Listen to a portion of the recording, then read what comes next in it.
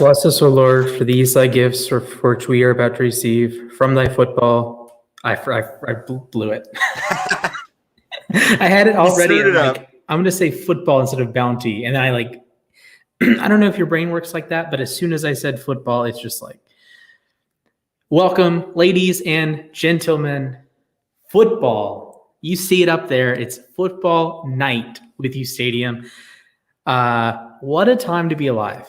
This is an all-timer day. Let it be remembered, September 8th, 2022, the day football returned. So at least for a few months, and then we can all be sad again. So, Jack, how are you doing, my friend? It's back, baby. I am hyped. I am just, the nervous energy starting to build up. We're ready to go. We're ready to rock. We are doing, for the third consecutive, I'm pretty sure, or somewhere around that, the Rams game on football night with uSTADIUM, because we did every single one of their playoff games just so we did Titans Bengals. That's right. We did do Titans Bengals. That's why I said only 3 consecutive. Yep. But we did we basically did that to milk all the emotion out of me, and we're kind of doing that again tonight. We got the Rams, we got the Bills. Rams looking to hang on to that Super Bowl title. They will drop the banner.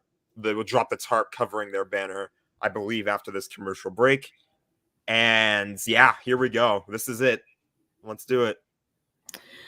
Also, I'm on Twitter right now, and I'm just scrolling through, and it's just all the memes of Queen Elizabeth. I'm like, oh my goodness. So rest in peace, Queen Elizabeth.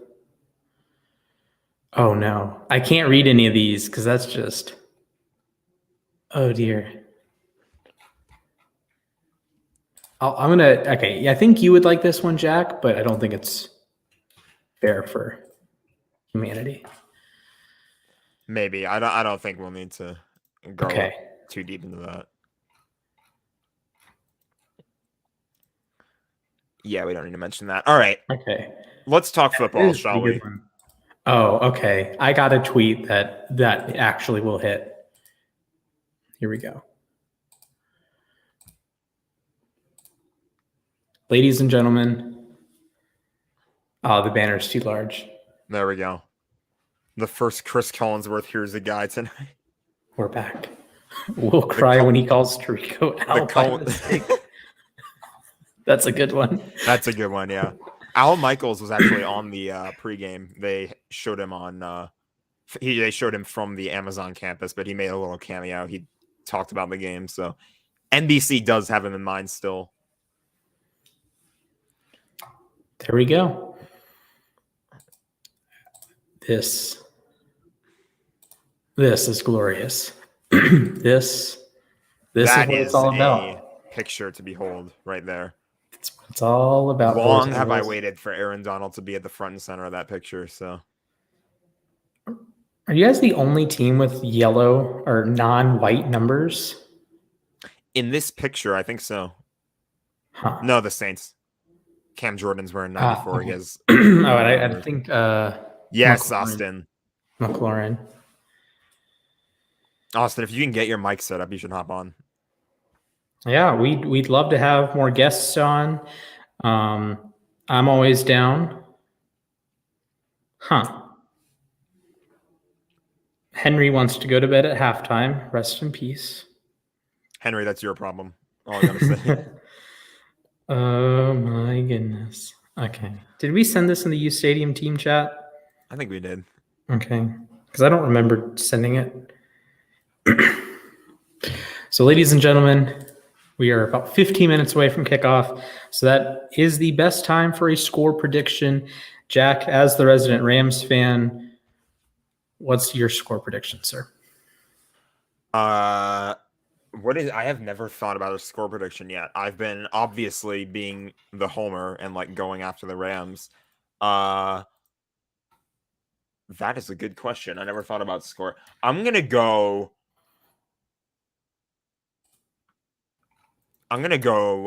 28 Rams, Bills 20. Okay. 28 to 20, 8-point game. I don't So know I'm how gonna that's going to work give- out, but What is good, Anthony? How's it going? Drop your score prediction in the comments. We'd love to hear it. So 28-20 Rams for Jack.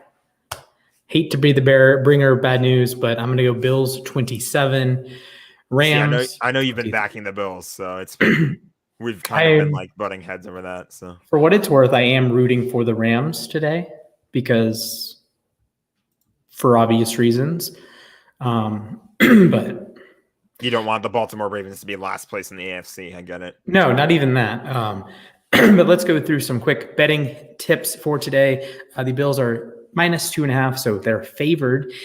In LA, the Rams are the first home team, first reigning Super Bowl champion to not be favored in their home opener since the 2016 Broncos. Of course, the 2016 Broncos did win that game. Anthony coming in with 59 total points. Wow. But he also has the Bills. Today, the over-under is 52, so expect to see some scoring. The Bills money line -135, Rams money line +115. So both of us have it going under. That's exciting. So, Jack, for those that are new and haven't met you, please inform the public what you think of Matthew Stafford and his elbow tendonitis. If his elbow is still attached to his arm, he is good to go. You should not be worrying about it. And it's actually kind of funny because apparently Clayton Kershaw dealt with like the exact same injury somehow. Mm-hmm. And like they're like high school buddies, Texas buddies. So it's, there's some connections there. So I guess they kind of maybe they did a little rehab together. I didn't read everything entirely yet. So we have some predictions from the crew. America says Buffalo. Jack says, or not you, Jack, but like Jack Collinsworth says Rams. Jason Laconforta, I believe, says Rams. Mike Florio says Rams. I think that's Jason Garrett. What? Huh. Okay. Because Lacanfora works for CBS. So okay. You could be right. I'll take the L on that one. Matthew, whoever the heck Matthew is. Matthew Berry? Yeah, it's Matthew Berry. Yeah. Okay, Matthew Berry says Rams. Maria Taylor says Rams. Chris Sims says Bills. The next guy says Bills, and the last one said Rams, but it left my screen. So we are in for a spicy one. And you have the special opportunity tonight to get in on the action with the uSTADIUM Takes feature. Go on the app, download it. uSTADIUM, just search it in App Store, and you can deposit a couple dollars, or heck, we will send you some points to start a couple bets tonight. You can say, hey, Dawson Knox is going to score the first touchdown of the game. Hey, Matthew Stafford's going to throw for 222 yards and 2 touchdowns. You can say Josh Allen's going to have a turnover in the first half. Whatever the heck you want to make a take about, that is the glorious part of making takes. So, Jack, what is your big take for tonight? My big take that I'm basically riding on for this entire game is I have 3 Rams players that are going to score touchdowns tonight. I think Cooper Kupp's going to get one. I think Allen Robinson's going to get one. And I think Darrell Henderson Jr. is going to get one. They're all going to score at least 1 touchdown each. Yeah, I don't know about that one, Chief. Yeah, it's a little tricky because, it's Allen Robinson's first time. I think it's pretty safe. A little bit safer to say at least that Cooper Kupp will score a touchdown. Allen Robinson, it is his first game, but he's basically wide receiver 2 with Robert Woods traded. Odell Beckham Jr. is actually in the building tonight, but he's not assigned to the Rams roster as of right now. So we'll see what happens there. But, the fact that he's in the building tonight suggests that maybe he's considering a return. I don't know. We'll have to wait and see on that one. Perhaps. Henderson, I think, is the trickier one because right now the team is treating Cam Akers like running back 1. The problem is Akers is coming off an Achilles injury. It's not the same as like an ACL tear. It takes a little bit of time to recover from that. No one's as explosive right when they come back. I'm not saying Akers won't be explosive. I'm not saying he won't do all these things. But at the same time, I feel like the Rams are going to go with Darrell Henderson when we get closer to the end zone. If there's like a red zone drive, they're within the 10-yard line, right on the goal line. That's when you probably look at Henderson. Also a nice chance to see what Kyron Williams can do. He's probably going to be running back 3. They're sticking with the committee approach as per usual. And I'm not really worried about the run game. I just think the fact that I picked Darrell Henderson in particular to score a touchdown for this take, I think that's kind of the tricky part. So we'll see. Sure. For sure. So if you want in on the action, there's a handful of takes left. And the best part, you can make a take anytime. We also have a risk-free bet with first drive resulting in points. So make sure you guys hop in on that. There's 47 people and 47,000 points up for grabs. I'm going to go ahead and disagree with that.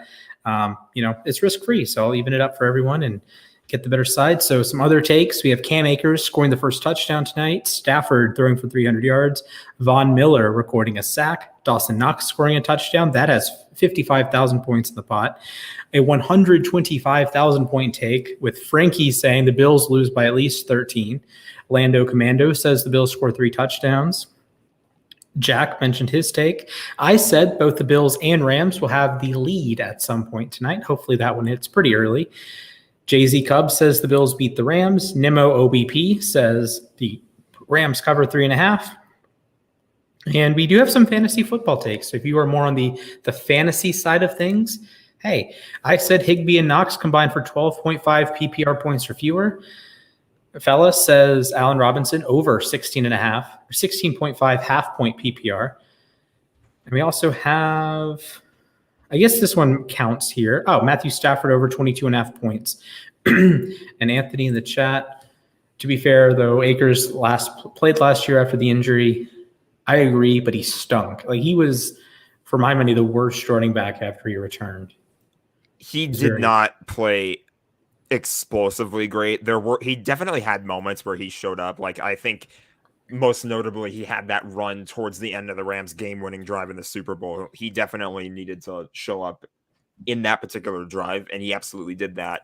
So we'll see what happens. I'm hoping that we get a really good performance out of Akers, but it's a little tougher coming off an Achilles than it is an ACL, for example. Like, right. We look at an ACL as like, not to like dumb down an injury, but like a minor inconvenience because, obviously it is a major injury, but yeah. You lose a season. Yeah, you lose a season, but people will sort of say like, that is actually a good question. Do we rush him back? I have no idea. It's because he tore his Achilles really early on in the offseason.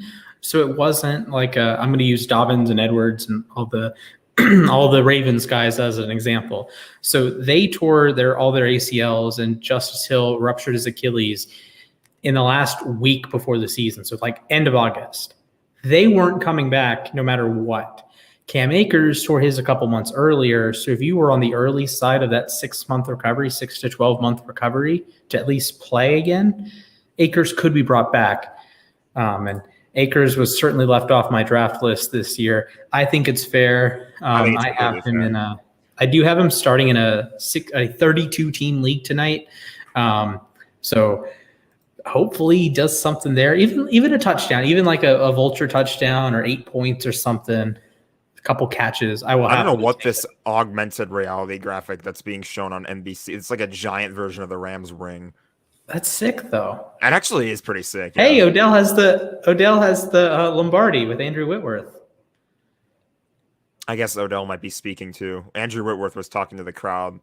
That is a gorgeous banner. Maybe that's why Odell's here. Alert. I would imagine so. Got Aaron Donald running out. Oh, there goes the banner. There she is, ladies and gents. Football is back. And the world champions take the field. That 99 banner is fading. I think it's a slightly lighter blue. Okay, that's fair. So, like, as a graphic design nerd, the hexadecimal colors might be a little different. Yeah. You think? Both of us. Yeah. I think both of us count as hex nerds. You should have seen the look on the sound in Keith's voice when I talked to him yesterday, and I was talking about the. I showed him the graph, the Google sheet I made with all the color coding. Oh man, fun times. Did you know that Cam Akers averaged under 1 yard per carry in the regular season last year? That's because he only played one game in the regular season last year. So. You're not wrong. You are not wrong. There we go.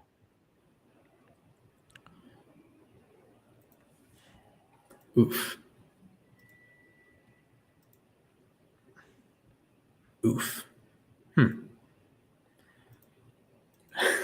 I gotta refresh the page because everything's a Queen Elizabeth joke.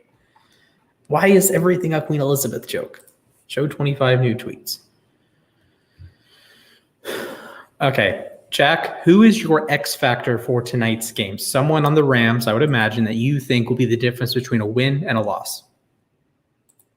I'm going to. I don't know if you use his name particularly in X Factor conversations because I consider him literally the greatest defensive player of all time. Aaron Donald exists, and I was ticked off this morning when I was reading the CBS Sports newsletter that they send in the morning, and basically what it was talking about as we watch Bills fans doing their thing.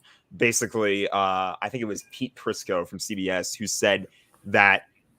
He said the Bills have Von Miller, the Rams don't, and that's why the Bills will win the game. And I was sitting there like, what in the world are you talking about?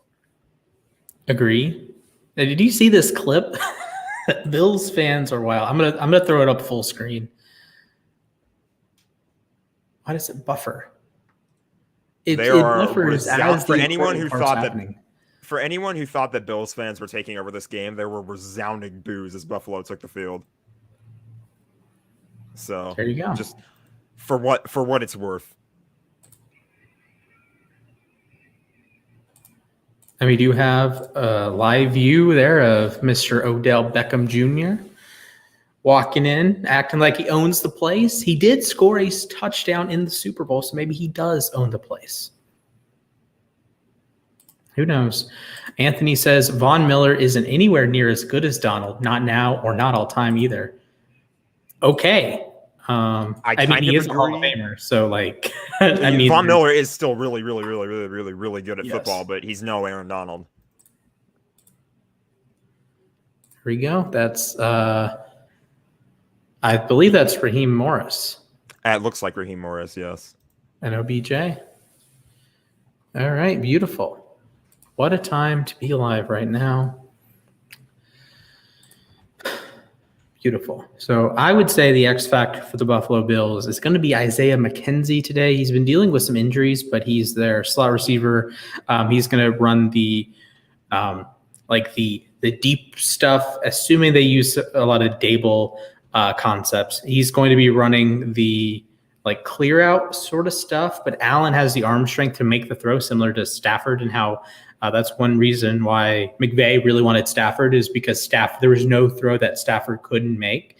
But if Jared Goff was in the offense, there were just throws the defense could say, Goff's not making this throw. We can, chillax a little bit. Anthony says Donald is a all-time top 5 defender right now. It's more like all-time top 1, but sure. Okay. We have a coin toss result, ladies and gentlemen.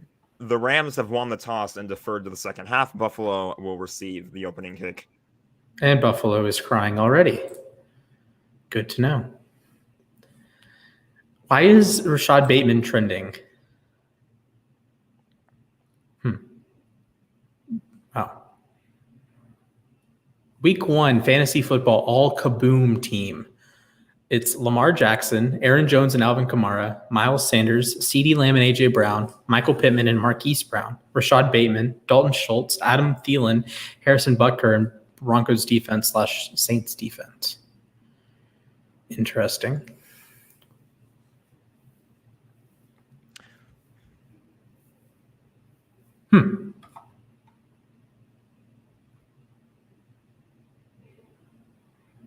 Curious. All right. Are you ready for kickoff, sir? Am I ready for kickoff? Am I ready for kickoff? Ever. Let me just do this really fast. As we have our first NBC Sports welcomes you. Ooh, Anthony says LT better than Donald. Oh, Anthony. It's an interesting one. Taylor's MVP and game impact separates him from Donald. How many pressures did Aaron Donald have last season, Splash? 86. And that's kind of all you need to say about that. Well, to be fair, we don't know how many pressures LT would have had. That's true too, but I mean, you get the idea. It's still a ridiculously high amount of pressures. Max Crosby had over 100 last year, so Max Crosby better than Aaron Donald. And then I get kicked from the kick. And goodbye, Splash. All right, we're doing a solo stream from now on. I sincerely doubt you could finish a solo stream. I can't. I couldn't finish the 24-hour stream. I did stay up for 24 hours. I just couldn't finish the stream. So it is what it is. The Rams have won the toss and chosen to defer, so the Bills finally will get the football. You can't How many MVPs does Donald have? He has fewer than Lamar Jackson.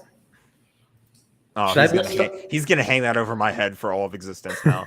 How many players? Should I start listing off players that have more MVPs than Aaron Donald? Anyone who has an MVP. Rich Gannon. He'll win an MVP at some point in his career. I don't know about that one. I believe. Defensive. There's a reason no one's won a defensive, or no MVP has been a defensive player in 35 years. Well, there hasn't been a non-quarterback MVP for, I don't remember the exact number, but it's 10. Definitely not since Adrian Peterson, 2012. So, yep, 10 straight years it's been a quarterback award. I guess 9 for right. Yeah, 9 for right. Yeah. You're right. Yeah, I'll trust you with all the math. I'll trust you. At least until Lamar Jackson wins it this year, then it'll be 10. Okay, we've got The Rock in the building instead of Michael Buffer. Lame. Oh, he hit him with the. I don't want to play it and get demonetized, but Dwayne Johnson. Oh boy. All right. So we got a prediction here. This is from Evolution. They say Bills by 1. Best bet is Rams. Bills by 1. Yeah. So the best bet is Rams. Okay, cool. Good stuff. Let's see. The Rams should be better to start the year than they were to start last year. Here we go, ladies and gents. Anthony says, should have been Watt MVP in 2014. Don't disagree with you. How is Sean McVay just 36 years old still? Sean McVay is young, by the way.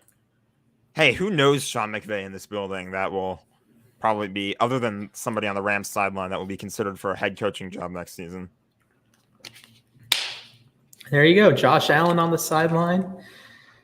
They call him the General up in Buffalo. Some people call him the General. All right, folks. We are back. The Rampede just about finishing up. I could tell the crowd is hyped. And my grandmother is getting roasted on Instagram right now. This is for real. It's like hitting me right now. This is for real. Here we go. This is for Rizzles. What a time to be alive. Boys, girls, women, children, men. Anyone that doesn't fall into one of those categories that I just said. Non-binary. Sure. Yes. Kick is away. Let's go, baby. You are definitely ahead of me. Oh, I'm ahead of you. That's rare. Yes. At least I don't get spoiled this time.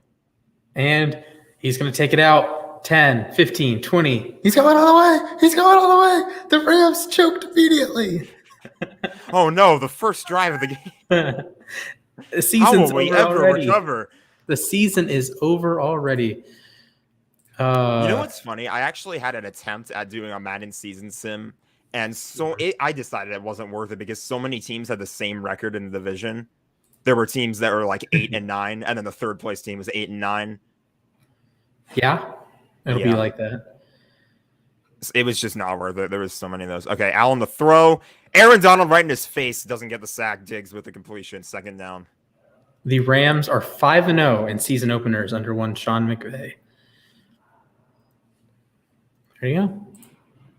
Aaron Donald was right there, man. He almost had the sack on the first play. Aaron Donald.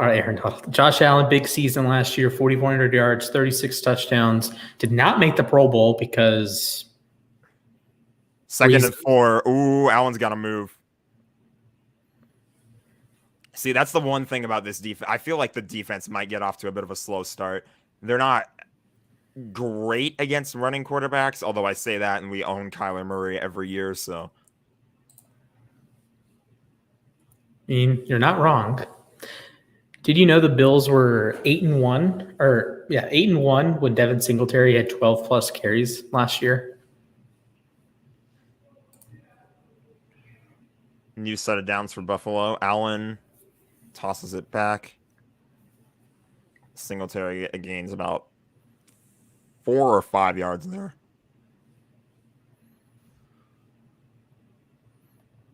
All right. So, poor Rams fans, if you bet on the Rams to score the first touchdown, doesn't look great right now. After 3 plays, it doesn't look too hot. No, imagine. Well, you lost. Although they did lose I don't want to say lost the coin toss, but Buffalo has the ball first. So. Yeah. Imagine you bet on a guy to I don't know, you bet on Cooper Kupp to score the first touchdown, and then the Bills just get the ball first and score anyways. Another first down. They're feeding Singletary. Darn, I should have drafted him. I knew it. Oh, boy. So we have some revenge game aspects of this. Von Miller facing his former team, a team he won the Super Bowl with, a team he had a decent argument of being Super Bowl MVP with. I don't think he would have won it over Donald if Kupp didn't catch the game-winning touchdown, but maybe, who knows? He was awesome. They stamped Kupp at the end of that game. So. All right. Finally, only a short game. I believe that was Ashawn Robinson with the tackle. Deion Dawkins with You Already Schno University. Okay. I love it when players mess around with their intros like that. OBJ, him University. Yeah. Matt Judon body built by Taco Bell. Who said Wakanda forever? Oh, was it Michael Bennett? I can't answer that. I wouldn't know. Oh, it was... 2nd and 8, they pass. It's caught by Diggs. Sideline. Touchdown. Not anywhere near the sideline. Austin coming in with some score bug love. Nice. Does look nice. It does, and they unveiled it during the Super Bowl, yes? Yeah, every NFL TV coverage, whatever you want to call it, they will reveal whenever they have the Super Bowl is when they'll drop their new graphics, and then they use them until they have another Super Bowl. So I would imagine this one lasts a couple years, next 3 years. Yeah. Darn, the Ravens are going to have to win it on Fox and CBS. Darn, I'm a play ahead on. I have it pulled up on the desktop so I can check the stats, but then I have the game itself on my laptop here, and I'm 2 plays behind already. Brilliant. Oh, are you worried, Jack? Not yet. Even if they score, I'm not worried because it's the first drive. It just means the Rams have to capitalize. So. For sure. I'm not necessarily scared. For sure. Oh, pressure coming. That was a good throw to Moss. See, here's the downside of all this. Josh Allen is my fantasy quarterback. So. Yeah, it happens. It do, in fact, happen. He was short of the first down marker. It'll be 3rd down. Down. Oh, yeah, that's very close, but that's Bobby Wagner with the tackle, and it looks like he did get him just short of the marker. 3rd down and 1. They'll probably run the ball. I would blitz if I'm the Rams. Oh, Allen with the fake. And Gabe Davis is wide open for 6. There you go. At Frankie. Okay. So the first touchdown of Bills Rams will be a rushing touchdown. That is a no. That is not a rushing touchdown. That is definitely not a rushing touchdown. Cam Akers, that's still alive. Knox, so that was a Gabe Davis touchdown. So I need to find Gabe Davis. So One user said Gabe Davis 2 touchdowns and Diggs would lead the team in receiving yards. Keith said Josh Allen 2 touchdowns, Bills win. Well, that will give the Buffalo Bills the lead 7-0. Do you want to update a ticker or something? Do we have anything to update? I'm pretty sure we do, yeah. I'm not sure. I just need to find any available takes that need to be settled. So I know someone in the offseason said that Dawson Knox would score the first touchdown of the season, which is pretty wild. Stafford, Rams. I wish I could sort these. Come on, Noah. I said the Buffalo Bills would be the number 1 seed.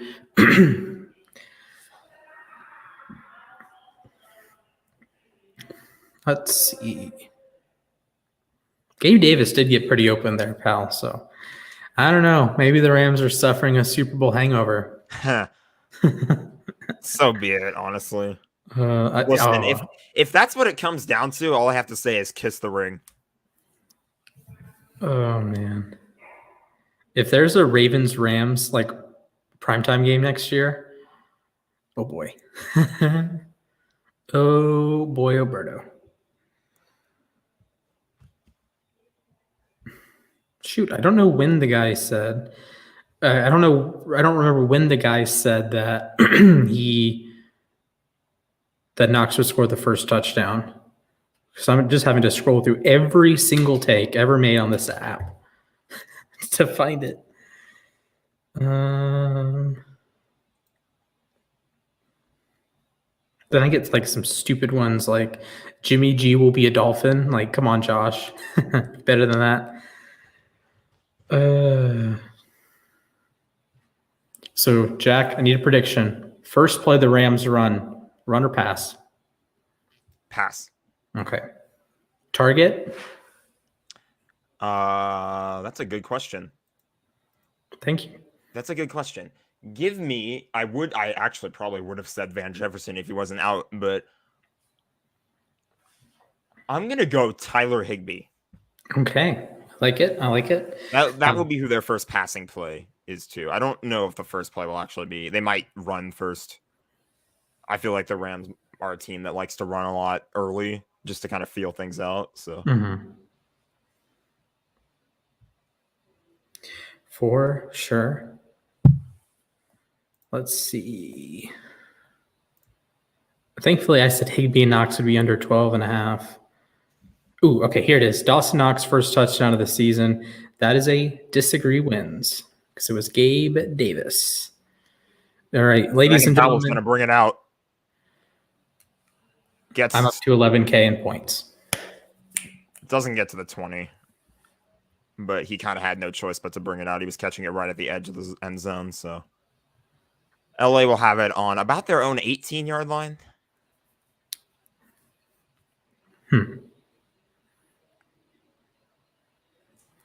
Big payday for Knox, and he's working against 58-year-old Bobby Wagner. I like Henderson my out to start the game. Oh, good job, David Edwards. 17-yard line is where the Rams have the ball. Looks like a run.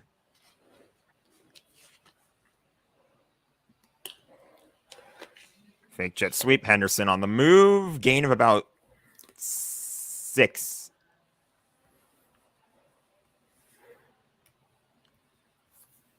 Maybe 7. I might not be able to count here tonight, but I'm just going off of what I see. 2nd and 5 is what they say. And Buffalo, somebody jumps. And it's a false start. And there goes that run.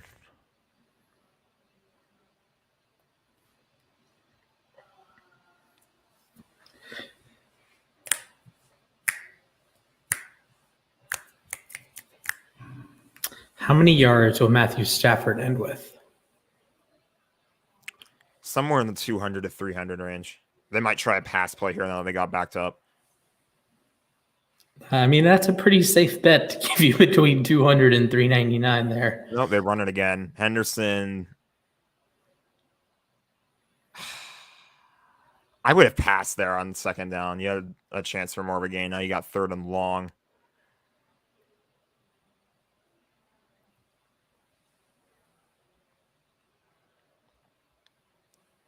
Sean McVay tends to outcoach himself in some of these situations. Do be like that. Christian Benford starting the game for the Buffalo Bills. That is one thing I am worried about with Buffalo is that they have 2 rookies starting in their secondary, and Kyer Elam and Christian Benford. Pass play. Stafford pump fake. Throwing. Caught by Cooper Kupp. Big gain on third down. Elite coverage there from Christian Benford. Spectacular coverage. And the Coop chance ran in. And there you go with Benford. He just got absolutely beat right there. Villanova product, by the way. See, it's not even like he got beat. It's just a soft spot in the zone. That's the tough thing about like judging corners and safeties because we don't know what their responsibility is there. Like if they're not supposed to guard that section and that's just if Stafford makes a throw, okay, whatever. Henderson going to run again. No gain. Gain of 2. Gain of 1.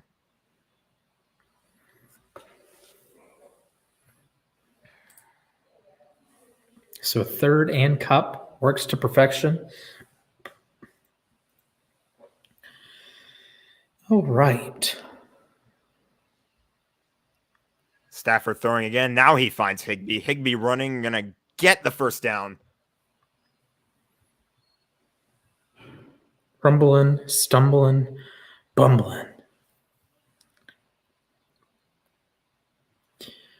All right. The Bills currently have 55.4% chance of winning this game. How do you feel about that? How do I feel about a winning percentage in the first quarter? Hey, at least you're not playing the Falcons. That's true. And we're not playing ourselves from the NFC Championship either. Here goes Stafford. Wanted to go deep, but he dumps it off to Skoranek with about a gain of 5. By the way, now 50,000 career passing yards for Matthew Stafford. And I guarantee you 90% of that is from his time with the Detroit Lions. Yes.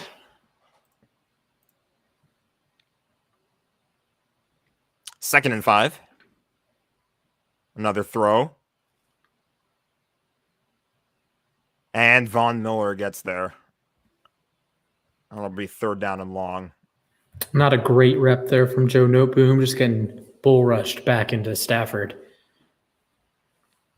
And Vaughn broke out the bow. Okay. No hard feelings between the Bills and Rams there. As I feel like Stafford could have been a little bit more mobile there. Yeah.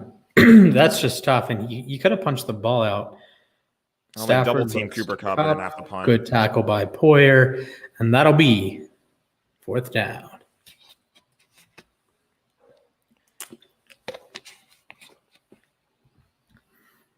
So are we? I'm going to ask you 100 times. Are you concerned yet? Oh, I'm probably going to stop answering at some point. I'm probably just going to straight up stop. It's all good. It's all good. Oh, let's talk about some other takes for tonight. Edge said Ben Skronik will score a touchdown tonight. Loveless took the Rams first half money line.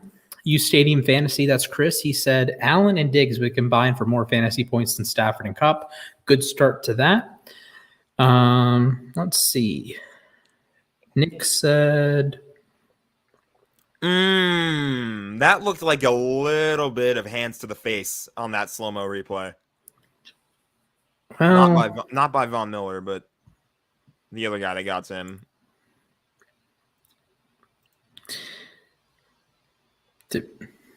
Just a little food for thought there. I don't think it's going to matter since he wasn't the first guy to get to him, but...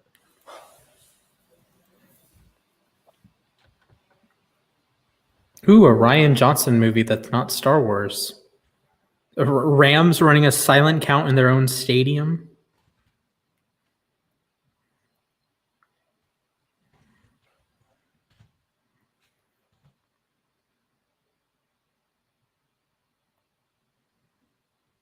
What? Some guy pushed something, and I don't know what it was for.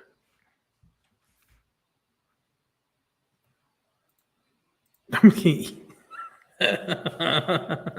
He said the Rams are fraudulent. Oh my goodness. That's golden.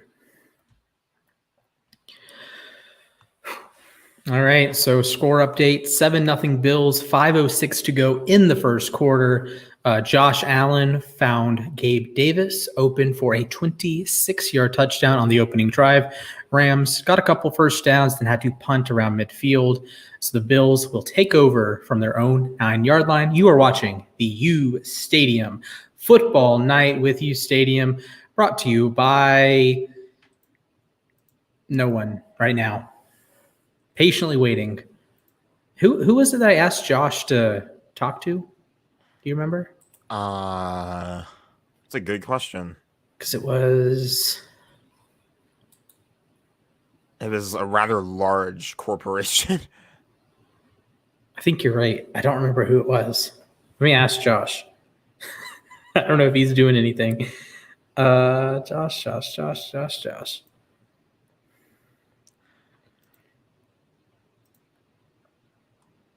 Where is our chat?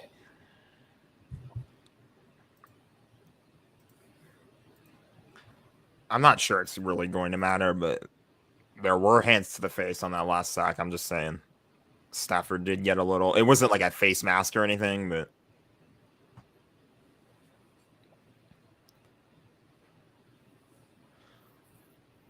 it is what it is, I suppose. 1st and 10 for Buffalo. All right. Do you want to hear some, not breaking news necessarily, but some interesting news from the uSTADIUM app? What's the news? That news is we have final results for our preseason polls for who would win the division in each, or who would win each division. So I will tell those out to the world, and I'm going to actually send them all to Henry first so he can make graphics. But here we have official uSTADIUM predictions as Aaron Donald wraps up. Second down and 3. Aaron Donald's going to get the first sack of 2022, or at least his first sack of 2022. First of many. All right. And winning the NFC West, uSTADIUM says the Los Angeles Rams, 79%. NFC South, with 87% of the vote, the Tampa Bay Buccaneers. The NFC North, with 84% of the vote, the Green Bay Packers. With 61% of the vote, the NFC East goes to the Philadelphia Eagles. With 80% of the vote, it goes to the Buffalo Bills in the AFC East. The AFC North, with 53% of the vote, goes to the Baltimore Ravens. In the AFC South, with 67% of the vote, we have the Indianapolis Colts, and with 48% of the vote in the AFC West. They completed it. This is my problem with the Rams. This is my problem last year too, is that they would always slip up on third down and long. I'm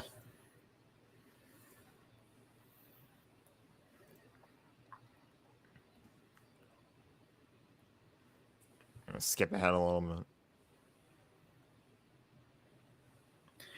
Darn, where is Isaiah Mckenzie? Everyone was drafting Isaiah Mckenzie over Crowder. Every single soul. And we have an injury update. I didn't even know he was in the game, but Kyron Williams is questionable to return with an ankle injury. Splash, I really hope he didn't give him an F in the draft. No, it was just Bruss. I can look it up if you want me to, but I think it was just Bruss. And a bunch of quarterbacks. Allen, fires. That's Isaiah Mckenzie. That's a gain of 12 yards as the Bills push towards midfield.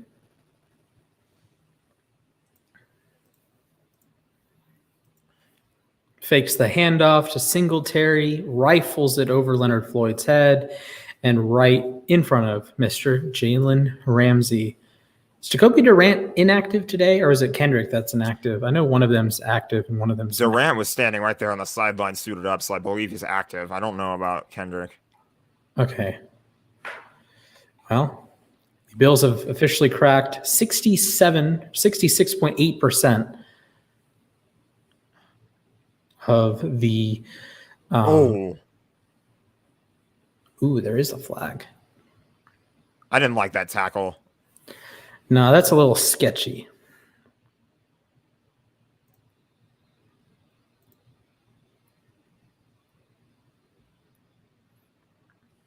That'll be a horse collar tackle on Justin Hollins, 15-yard penalty. The Bills have a 69% chance of winning this game. Textbook bad tackling. Well, not necessarily bad tackling there, but not exactly where you want to grab. You see, Dawson Knox got Justin Hollins by the face mask. Yeah, I'm regretful to inform you that I gave Kyron Williams a C+. So, hey, it's better than an F. I don't know what to make of that. I don't know. He's fine. He's not. Well, I mean, it was a horse collar tackle. I'm not questioning that. I thought you were talking about Kyron Williams. I was very confused. Ooh, Josh Allen is 10 for 10 to start tonight. 99 yards, a touchdown. Not great. No, not great for the Rams at all. Let me put it out there. I know I'm skeptical of the Bills. I did say they were going to go 15-2, if not better. So 59 seconds to go in the quarter, running clock. Allen.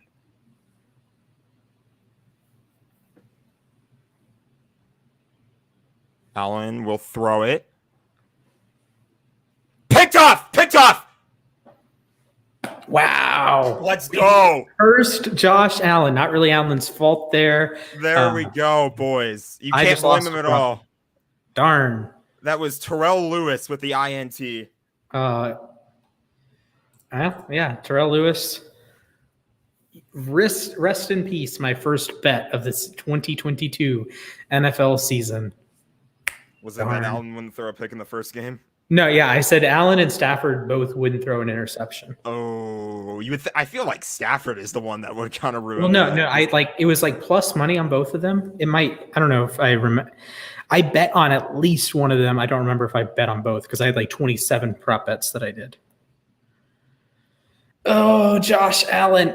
Not really Allen's fault, but huge play for Terrell Lewis. Talk about the jinx really quick that I saw. I think I'm calling out Henry because he was on the uSTADIUM Twitter and he tweeted, Josh Allen is 10 of 10 to start the game. Holy smokes. And then one throw later, the streak gets broken by an INT.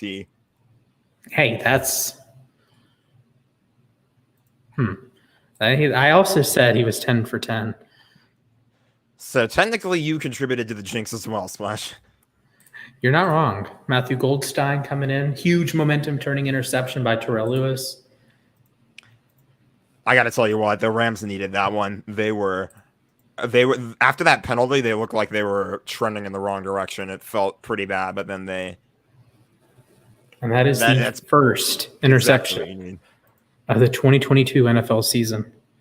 He threw a hospital pass to a 5'9" wide receiver. Lame. Hey, there's Terrell Lewis. Congratulations. I'll tweet the highlight in just a moment. This is a good point. I wonder how many of these comments are here. Here's the video. Yeah, it just pops out of his hands.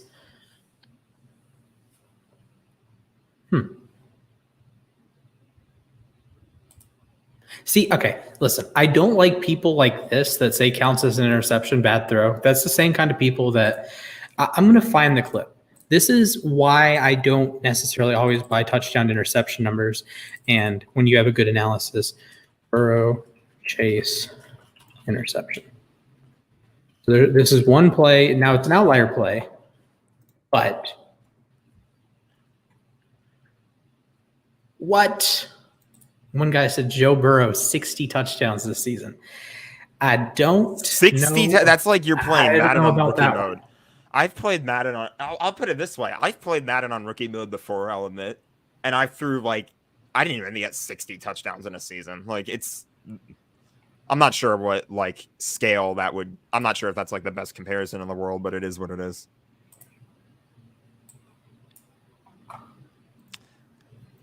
All right. Okay, this is why I don't entirely buy touchdown to interception ratios. Because of plays like this. So Burrow, perfect throw, should be a touchdown. Chase bats it up in the air and is picked. Like, what are we doing here?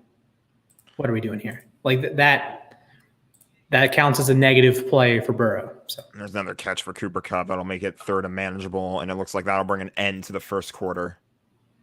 So we can change that. That is 3 catches already for 1 Cooper Kupp. 4 catches, Stephon Diggs. Are you alarmed that you haven't seen Cam Akers yet? No. I expected this. I expected Henderson was kind of going to be... I don't know actually what I expected, whether they were like which side, which of the 2 running backs would be like RB1 for this game. I was kind of leaning Akers, but I'm not necessarily worried yet that he's not out there. I kind of expected Henderson to get a lot of action in that as well. Fair. All right, that'll wrap us up for quarter number 1, 7-0 Buffalo Bills. Of course, the Josh Allen touchdown to Gabe Davis to open the scoring on the season, but the Rams have the ball and are driving after a Terrell Lewis interception on a tipped pass, or I guess it's a tipped pass. He took it out of Isaiah McKenzie's hands. So there's that. I will gladly just call it a tip pass. It's an interception. It doesn't matter. I am not complaining. I'm not asking how. So this is a valid point. So Josh Allen over 0.5 interceptions. Brutal. The only thing that I am concerned about is like that the fact that it's 3rd down. It isn't 3rd and long. It's about 3rd and 5, maybe 3rd and 4, somewhere around that range. So 3rd and manageable. But the Rams just need to focus on this one play because you're in your own territory. You were just handed the ball back. You don't want to go 3 and out.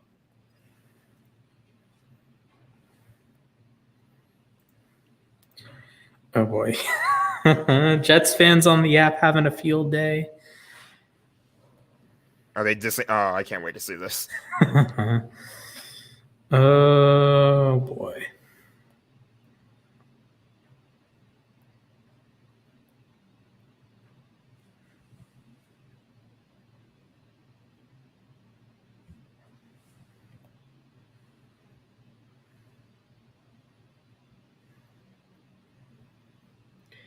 All right.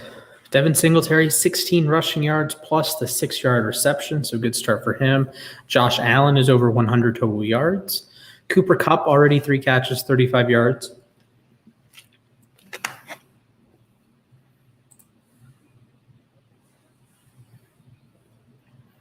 So I do need one. I need Stafford to get 2 rushing yards today. 3rd down and 4.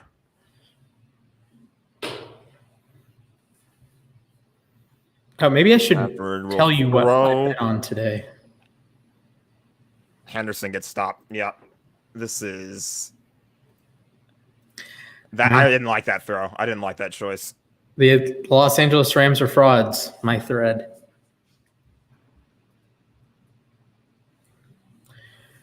And we have a new punter, Riley Dixon. It's no longer Johnny Hacker, the 4-time All-Pro punter. It is Riley Dixon punting to Jamison Crowder.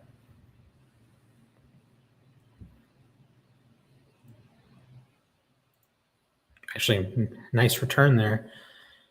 All right, Jack, are you ready to hear all of my prop bets for today and how many of them are going to hit versus not hit? Sure, go for it. All right. I'm down to $1.90 in my betting account, which is not great. Okay. Here we go. We have, let's do sports.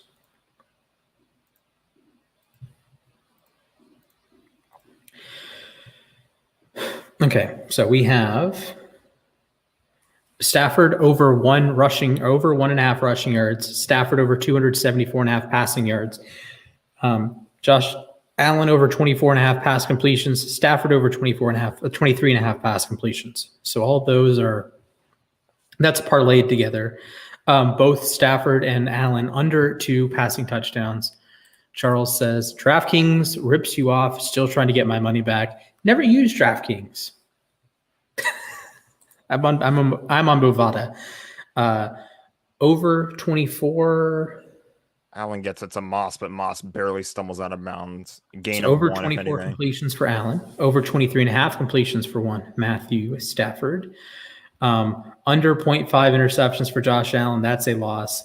Under 0.5 interceptions for Matthew Stafford. That's in play. Under 30.5 rushing yards for Darrell Henderson. Not looking great. Under 45.5 rushing yards for Devin Singletary. Might look even worse. Under 37.5 rushing yards for Josh Second Allen. down and 8. Loose ball. Rams got it back. And James Cook is a fraud. He might be down. Ooh. I don't know if he was down. It looked like he was maybe. Oh, you can't. I think I saw the ball on the ground before. Let's see on the replay. Oh, that's close because of his helmet. Nick Scott's helmet came off and nearly. Oh, I think the ball's out. You're not going to be able to overturn that. Tough start. The Bills already stink. I guess both of these teams stink. Yeah, both of these teams stink. Buffalo has a touchdown, so they have that to fall back on. But those are back-to-back drives with turnovers for the Bills. And this time, the Rams are deep in Buffalo territory. There's no excuse not to come up with points here. Yes, sir. All right. I also have Darrell Henderson over 46.5 yards. 40, so. Total yards. Allen Robinson under 66.5. Haven't seen Robinson at all. There's today. the first carry for Cam Akers, and it goes absolutely nowhere. Mckenzie under 32.5. Crowder under 1.5 catches. I think that might have already missed. No, he just has the one. Under 3.5 catches for Dawson Knox. He has 1. Under 2.5 catches for Singletary. He has 1. Under 3.5 catches for Mckenzie. He has 1. And now Stafford gets picked off. Oh, Lord. Okay. Maybe I'm going to refrain from. Oh, is that? Shoot. I'm on the wrong page. These teams suck. I really that have is no Dane words, Jackson. Man. So Austin, the irony here. Oh man, that stinks. I had both of my bets blown in 3 minutes.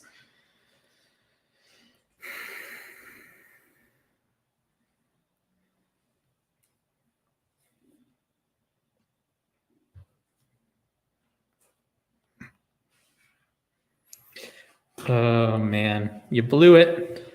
You blew it. I said don't blow, and they blew it.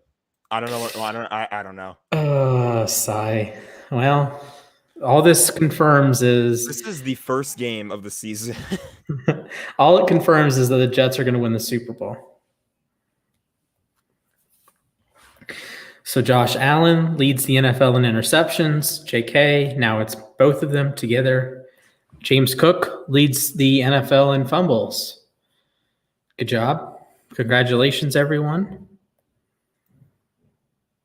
Man, I was going to make a take that they combined for under 4 combined passing touchdowns and interceptions, and they've already had 3 in 17 minutes. Sigh.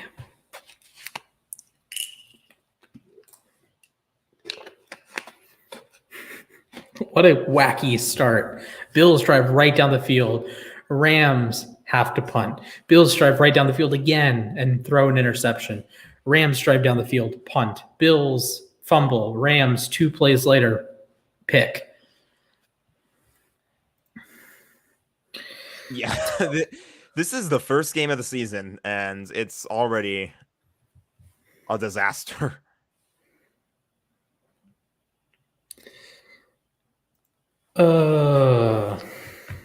One user on the app told me to go watch tennis. I'm going to watch football.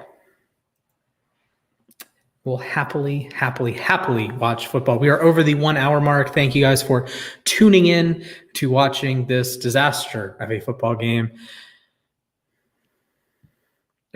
One guy on the app, Duden, says the Rams play calling is effing horrible. The entire offensive side of the ball has a hangover. Oh, see, the thing is, I don't entirely disagree.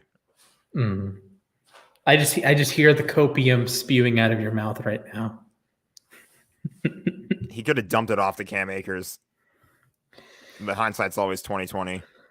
This is true. This is true.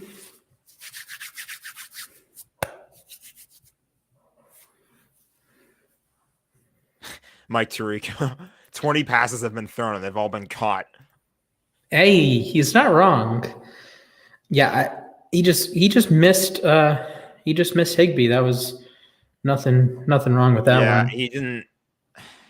So Allen hits Davis on the quick out for 5.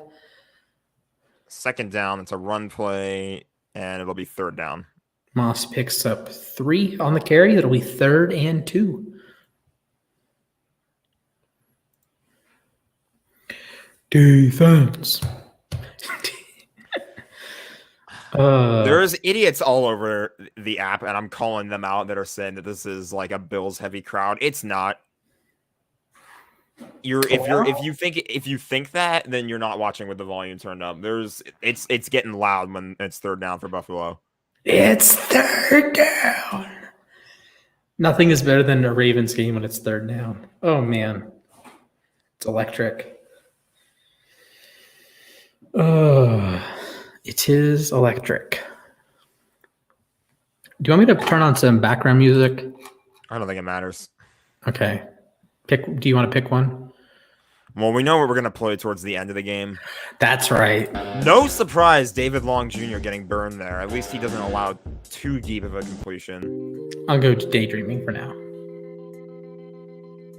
I'm going to lower the volume a little bit. Yeah, I can do it. Oh, it sounded like 20. All right. So first down for the Buffalo Bills to midfield. And that'll be... And on that first down, Josh Allen's pass. Oh, boy, Diggs got through. So Stephon Diggs up to 5 catches, 52 yards in the first 20 minutes of the season. This is the first time in at least 40 seasons that the NFL's previous 2 receptions leaders and yards leaders are playing against each other to open a season. Allen fires, Diggs breaks a tackle, slips through another tackle down to the 29-yard line.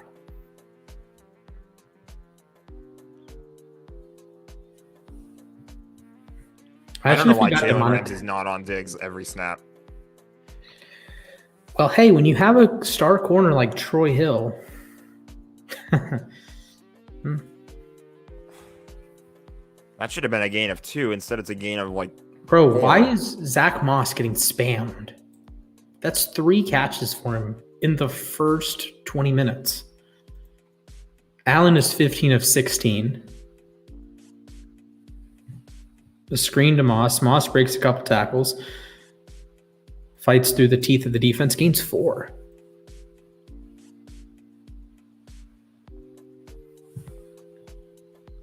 Tough play there. Tough play.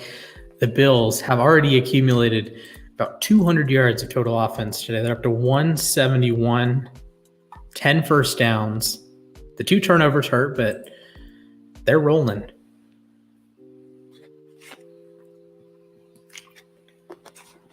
Still third down, but I'm not expecting much. So on the second down play, Allen with another little dump off down to Zach Moss. That's 4 catches already for Moss.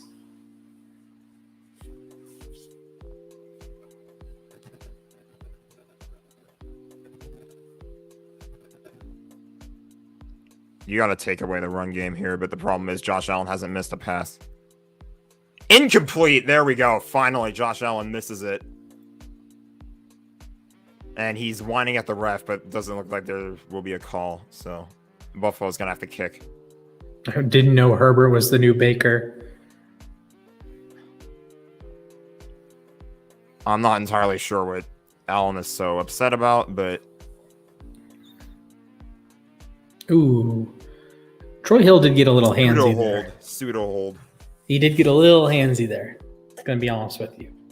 Get a touch handsy. I mean, either way, Buffalo got the field goal, so... You're not wrong, so you can change the old downstairs. 13. 10-0 is... Ooh, that was almost no good. Right through the hands of Davis. Hill was a little handsy there. It's a tad sketchy on a 3rd and 4. Fast, generally very good. Does kick outdoors, which is tough. Well, they also missed a hands to the face on the first Stafford sack, so...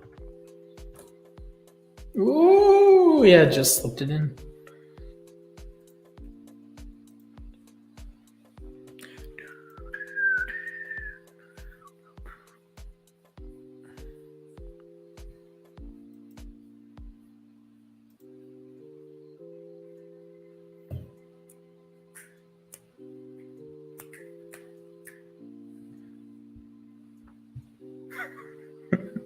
These are the 2 best teams in the league, question mark. Not trying to knock on the great defense, but 3 straight turnovers almost back to back is crazy. Oh, man. I mean, okay, so this is more copium, but I mean, you know what? It's game 1. Every team has growing pains. That's all I have to say. We're going to see it a lot. Yeah. All I hear is copium. Also, it's nothing but copium, but you know. I have a trivia question for you. So the Buffalo Bills long snapper is Riley Ferguson. So I'm not going to know the answer to this, by the way. All right. So what is true about Mr. Ferguson? A, he has a brother that's also a long snapper in the NFL. B, he went to college at the University of Pittsburgh and was a 3rd-round pick. C, he went to the same high school I went to. C. Is A, he has a brother that is a long snapper for the Miami Dolphins. All right, then. Yes.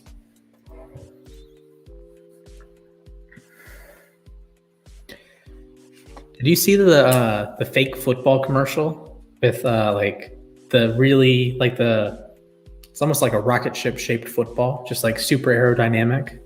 Yeah, I think Amazon made that. It was like the Prime football. Yeah, the Prime ball. How is Matthew Stafford outstanding lead actor? I call BS on that. It should be Aaron Donald. Because he was in the commercial with what's his name? And then the supporting actors is the defense. He was in the AT&T commercial. He was in the Little Caesars commercial just now. That's true. But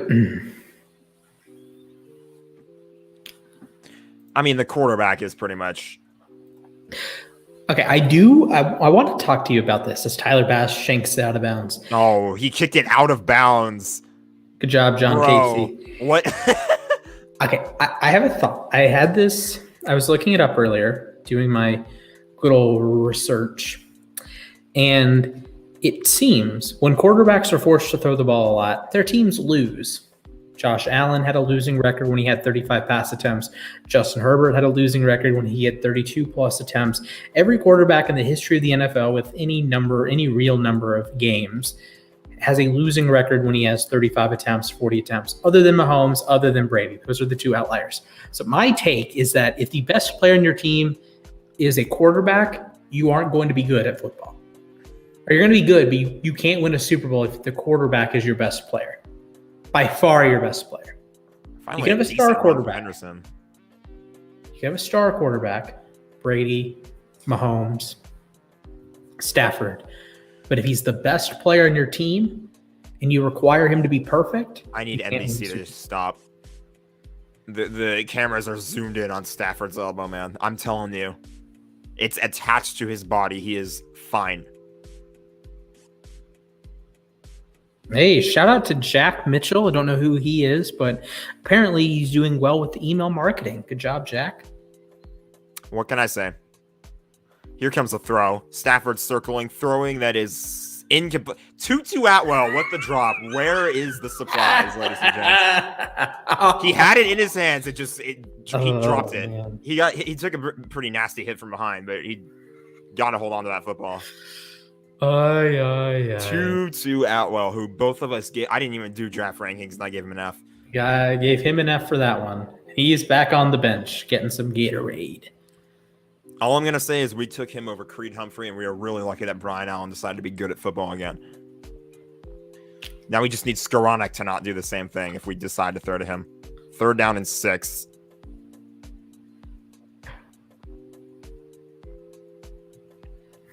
Speak of the devil. There's Cooper Kupp. That's definitely not Skoranek. I thought it was Kupp for a second. No, Kupp doesn't wear 18 anymore. I saw the bottom of the 8, and I was like, that's a 0. Oh, man. Ben Skoranek's second catch of the game. Good block by Bryson Hopkins, the tight end. One of my favorite players on your team, Teron Johnson with the tackle. See if we can have a few more of a drive like this where it's nothing big and explosive. Ooh, Brandon Powell in the backfield. Rhythm plays. Oh, that's fun. Henderson in motion. They handed off Powell, who churns forward for 3 yards. There is a flag on the play.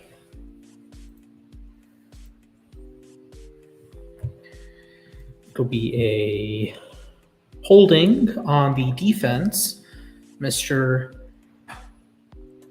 Jordan Phillips. That helps. Now it's 2nd down and manageable. Rams are moving.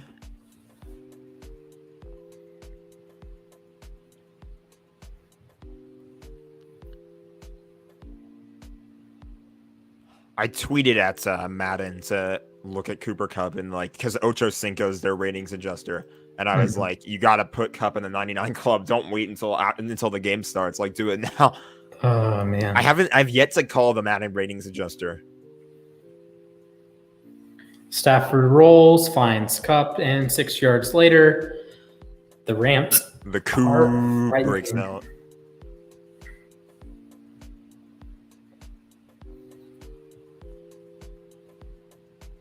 He needed to be more incognito, so he trimmed the beard, says Mike Tirico. Mm-hmm. To be fair, Eric Weddle exists.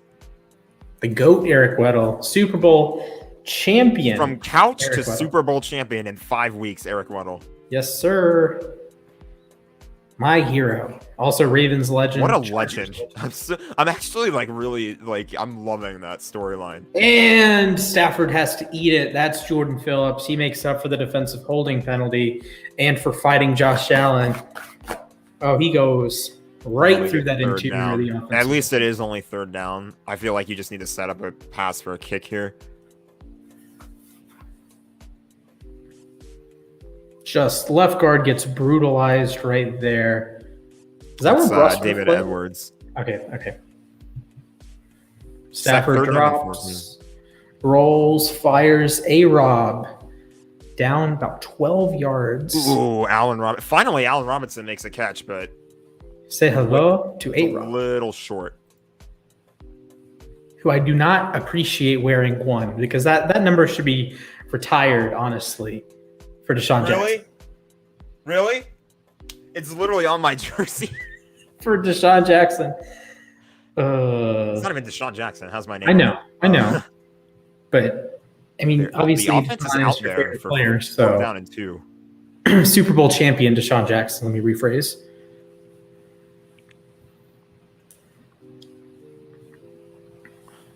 Five seconds. They snap it. It's caught by Kupp. I think he got it. Oh yeah, he got it. He got it at the end, and they all pushed him forward. Yeah, he was gonna be stopped short, and they pushed him forward. Yeah, I mean, you could maybe argue pass interference, forward progress.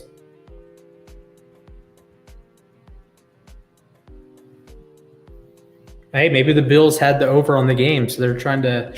Oh yeah, Tremaine Edmonds just over pursues. If you need a reason why I don't like Tremaine Edmonds, he makes plays like that he just totally whiffs on the tackle. Coleman Shelton with an extra block to help push Cup across the line to gain. Well, that could have been a block in the back on Skronik.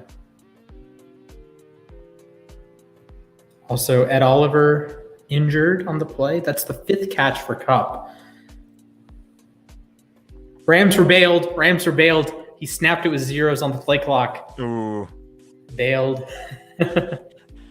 With 0.00001 seconds left on Aaron the Donald should have retired. His quarterback can't get the snap off fast enough. His left guard stinks. Oh, Anthony, you're killing me with that comment.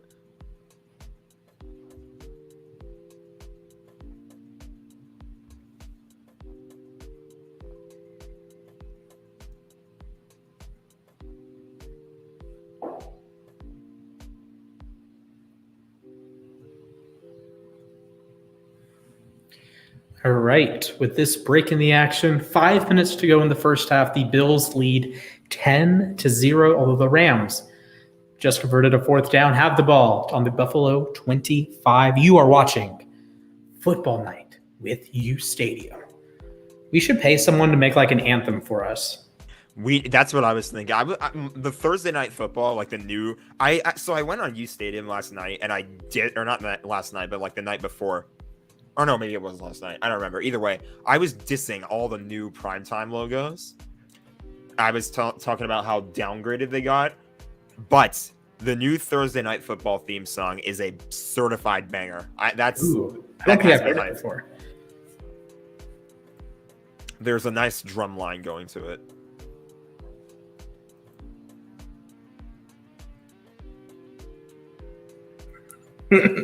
Frankie blasting. This chat is going nuts. I don't want to leak too much of it, but it's pretty funny.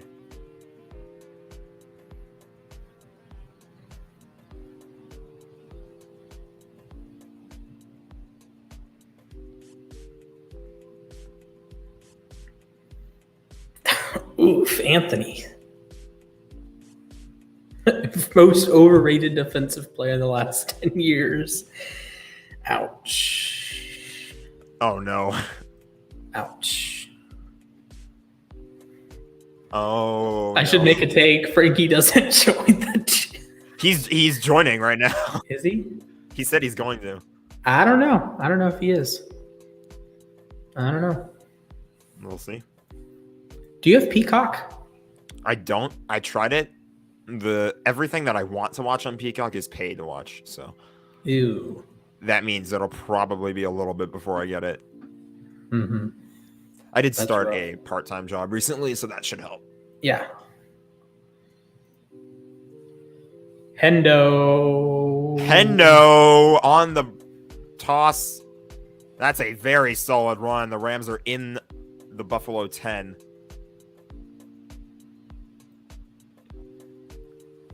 That's what I should do. When I send links in the chat, I should say, hey, yeah, Austin coming in. Henderson, what a run. Absolutely. So he's up to 33 rushing yards. Frankie won't join. Here we go. 1st down and goal. Henderson again doesn't gain that much. His shot. He says Cooper Kupp scores here. Jack, tell me how the drive ends. Make a take. Cooper Kupp touchdown. Okay, I'm going to disagree with that. So I'm going to just disagree with that. 1,000 points says it will not be a Cooper Kupp touchdown to end this drive. And we can just exchange points after the drive ends.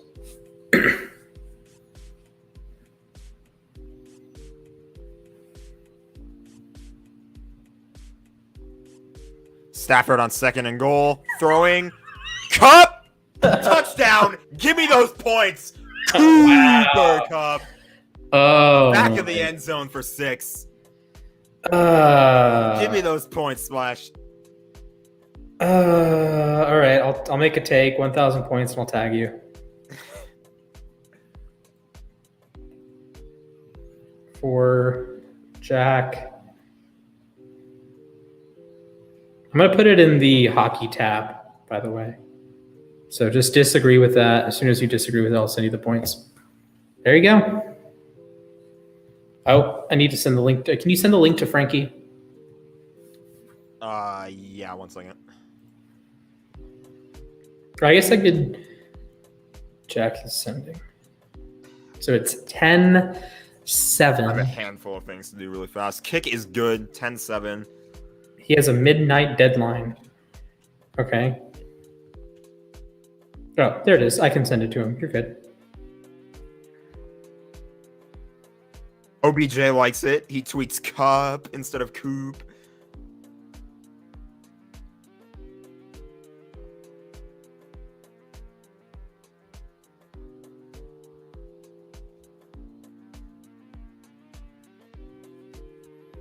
Do, do, do, do, do, do.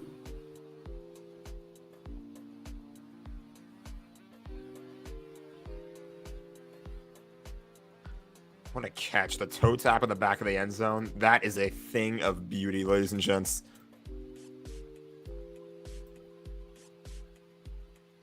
So we're going to talk about Matthew Stafford's elbow? Yeah, I think so. Also, you need to disagree with my take. Oh, yeah, I will do it in just a moment. Hockey feed. Hockey feed, gotcha. And then I'll get I have to disagree? Yes, disagree. Done.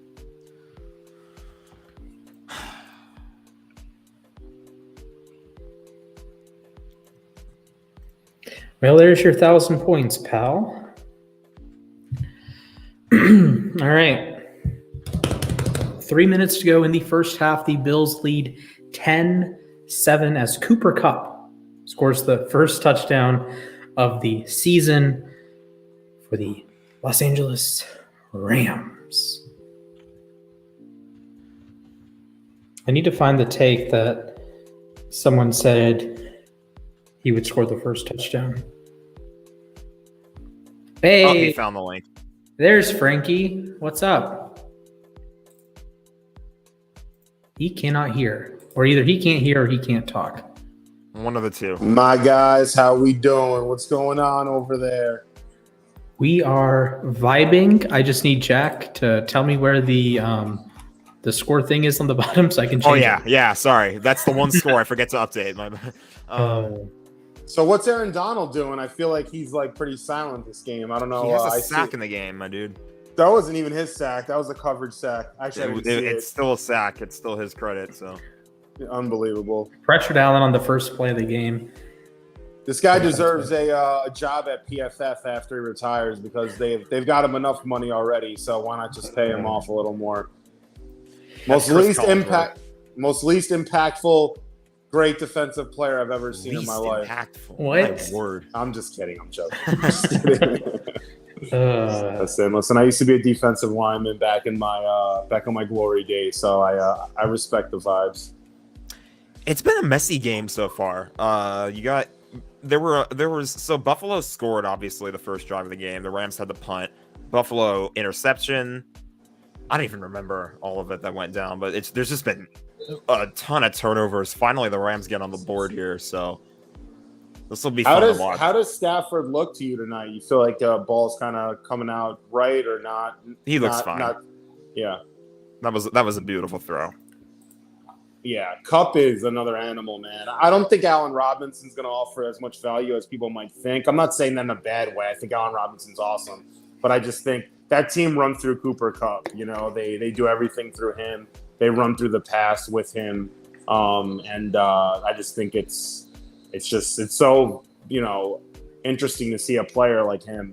It's kind of like a Wes Welker on steroids kind of thing, you know. Yeah, it's funny to think too because Mike Tirico was actually talking earlier about how Kupp said that he had to shave his beard so that he could disguise himself on the field. So. Oh, really? Yeah. That's gonna be like Splash when he has to go to Vegas next year. You know, that's Splash when the Jets lose or when the Jets beat the Ravens Week 1. Oh my God, you guys are gonna kick the hell out of us. I actually picked the Ravens in my Survivor League. Oh, Bobby Wagner! Bobby Wagner gets his first sack as a Ram. Wow, that's a halfer though. Oh, that's Donald too. Donald's half sack. Is that his? Floyd. Let's see. Yeah, it looks like half Donald, half Wagner. Oh no, that was Greg Gaines and then Donald and Wagner both jumped Greg in. Gaines is actually sneaky good. I kind of like him. He's Love Greg Gaines. Yeah, Greg Gaines is really good. Yeah. I know Bobby Wagner, guys. I don't know if you know this. He's my guy. Yeah, didn't he go to some uSTADIUM draft parties back in the day? All right, so what happened was when Bobby Wagner was in Washington State, or what team? Utah State. Utah State, there we go. He purple jerseys. I remember Nick reached out to him for a NFL draft preview party, and he couldn't come, but then we had him on a podcast, and then Wagner couldn't get on the podcast because of whatever reason, and then he traded numbers with Nick and myself, and we just kept his text, and he's at the same number now for over 10 years. So once in a blue moon, I'll text Bobby Wagner and dude, congrats on the signing. He's like, thanks, brother, thanks, man, appreciate it. So it's kind of cool. I text him here, I don't know him. I'm just saying, I have his number. It's kind of fun. Unfortunately for the Rams, there were too many men on the field for the last snap, so Buffalo will get a few extra yards back. Still Unbelievable. So poorly coached, those pesky Rams. Sean McVay's too young. Dude, I was in a freaking space. I was in a space with Jeff fans before. They wanted to. Diggs is ridiculous. Diggs is just oh my god. He's spicy. He just certain receivers just know how to track the ball when it's in the air to a point you see that? Jalen Ramsey just went flying on that play. Jalen Ramsey. We need to watch the face mask. No, he got turned around. Listen, Jalen Ramsey is what he is. He's a top 5 corner regardless, but I just keep thinking of the Darrelle Revis days where he can go step to step. He locks down receivers.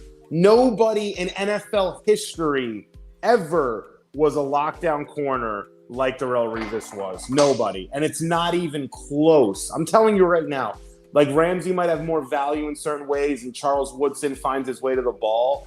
But I'm just saying, Darrelle Revis, man, the step for step, just the hip flexibility. He knows where the receiver is going before the receiver does. And I'm just telling you guys right now, watch Darrelle Revis highlights.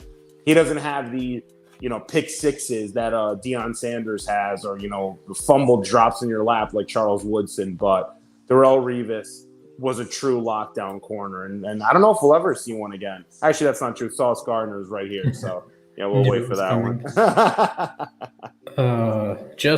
I got one for you. I don't think either of you are going to disagree with it. I think the next great NFL corner is Eric Stokes from Green Bay.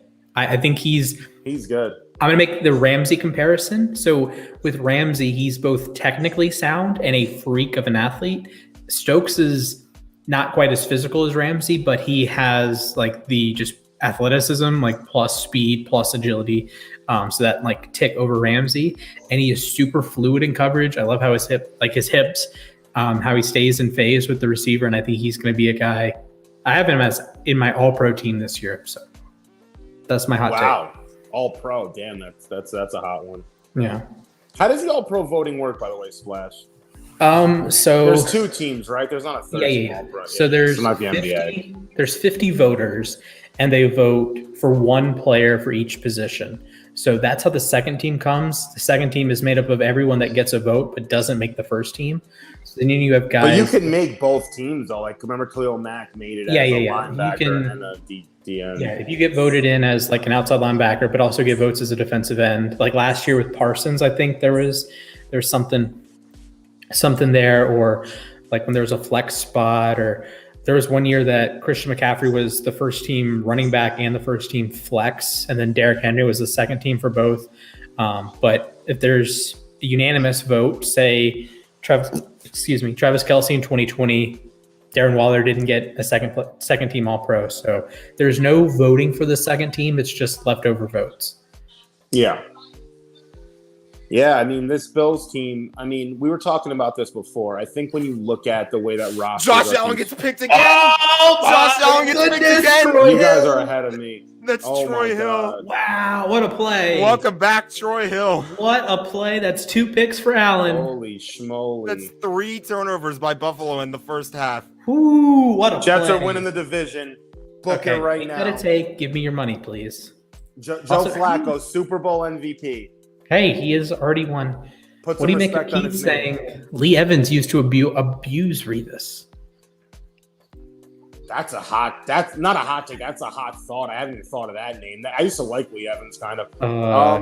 Lee Evans might have had the one like surprisingly good game against Revis, if I don't recall. Stevie Johnson used to give us some props. I used to love Stevie Johnson. Yeah, he was bad, man. He was a dog. He's a dog. If you want to talk about a dog, yeah, he was. Yeah, the Bills kind of gave us a little trouble here and there, but listen, Darrelle Revis is the reason why the Jets made 2 AFC Championship games in a row, believe it or not, in our lifetime, which is crazy to think about. So, you shut down half the field. Half the field, we didn't need safety help. We didn't need to run zone coverage. The Jets were actually running zone coverage on one side of the field, and Darrelle Revis just manned up their number one receiver on the other side. Like, we ran like a hybrid zone, like a box in one kind of, like, where Revis is like on the main like receiver. I'm telling you, Rex used to do it. He'd run like a cover 2 on one side with Cromartie or whoever else was there, and then he would keep Revis on one side, just guarded up one-on-one, and they would have like, a linebacker going to the flats on Revis' side just to cover the flats, and basically that was it. Like, there was limited safety help. But I'm telling you, this kid Garner, man, I was saying. I was about to say, Frankie, you're gonna like the next sentence out of my mouth. When I watched Cincinnati film, that's what I saw. It's Sauce, do whatever the heck you want, and the other side, Kobe Bryant, you guys are doing like what the coach wants. Yep. No, it's true. And the one thing, you have to be a little weary about Sauce because of his size, where you don't have necessarily the ability to move that quick in a small amount of space because you're that lengthy. But Sauce Gardner reminds me of, if you want to get like the best comp I could think of is, like, the best ideal comp is a Revis mixed with a Ramsey. Like, just combine them together. Like, that's basically Sauce Gardner, Like, when Ramsey came out, I didn't think Ramsey was going to be that good out of the draft. I was wrong completely, whiff on my end. I didn't like that Ramsey depended too much on tracking balls that were deep and then getting a hand on it or getting an interception. I'm like, he kind of gets beat by these receivers underneath at the line, and he doesn't step to step with them. So I'm like, you're drafting him. What did the Jaguars draft him? 4th, I think? I think it was 5. Zeke went 4. Yes, 5th. Yeah, Zeke went 4. He went 5. That is a loaded draft. Yeah, that draft was good. Goff, Wentz, Bosa. Oh God, that draft was Zeke.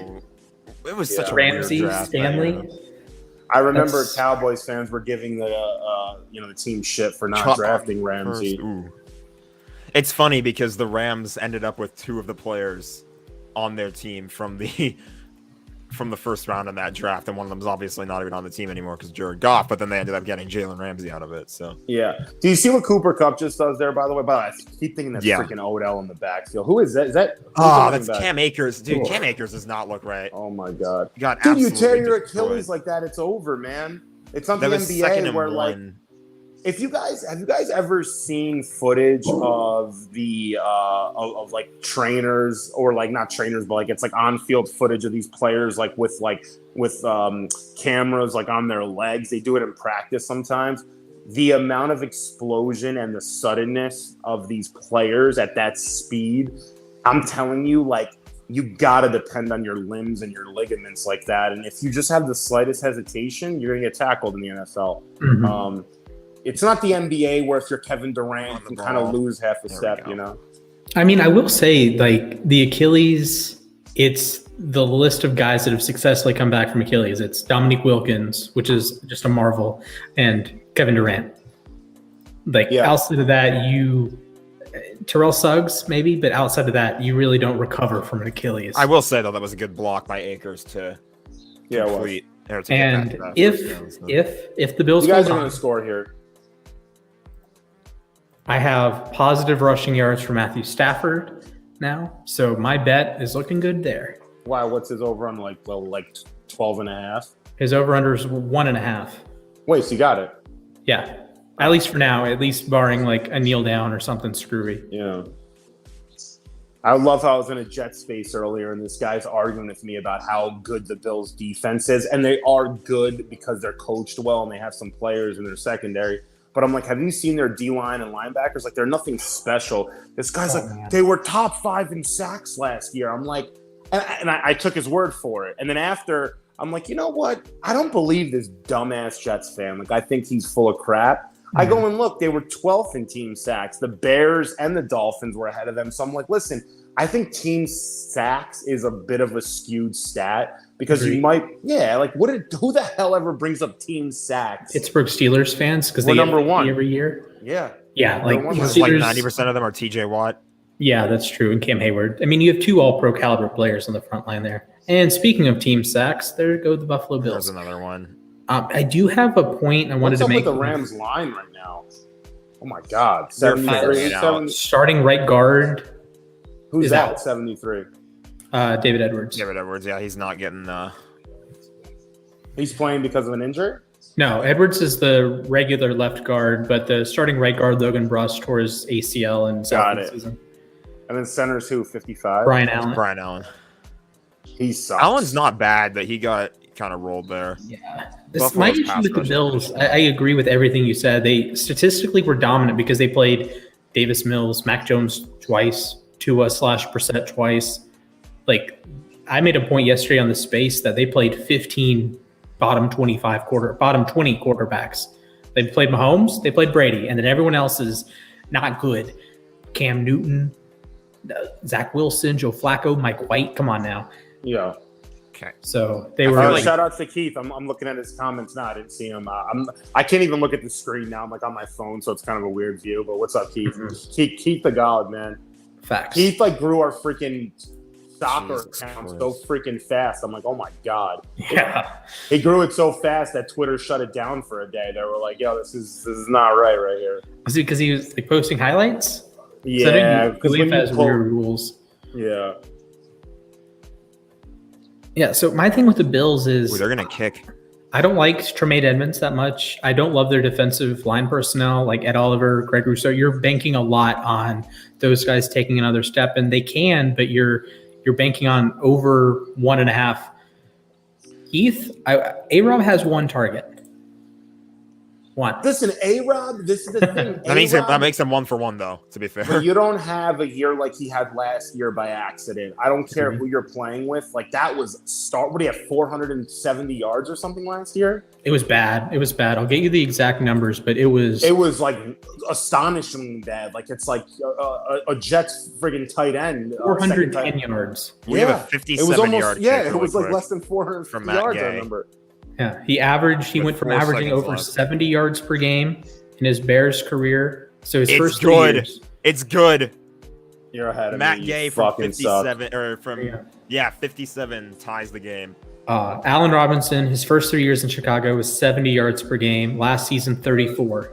Yeah, that's too much of a drop. It's almost like friggin' Cody Bellinger on the Dodgers. Like, you don't just drop off a cliff like that. There's a reason you drop off a cliff. You don't, like, you can have a bad year, you can have a down year. Like Allen regressed passing stats, right? Or Mahomes had a year that went from 50 touchdowns to 26 touchdowns. Okay, like that happens. But you don't go from 1,000-yard block every season to 400 yards in 12 games without something catastrophically wrong. I remember about a month and a half ago, Sweeney Murney was on, who's a Yankees beat reporter, was on the Brennan Tierney show on WFAN in New York. And I'm listening to the show, and Sweeney's on. He's like, listen, it's like, yo, what's up with DJ? He doesn't look so hot. Sweeney's like, I want to tell you a stat right now. I don't know if it's his highest exit velocity off his bat or the average, but it basically was like his exit velocity, either the average or the hardest hit ball he had all year, was like 84 miles an hour. He's like, that is almost 10 miles an hour less than it was the year before. He's like, this guy is either done or he's hurt.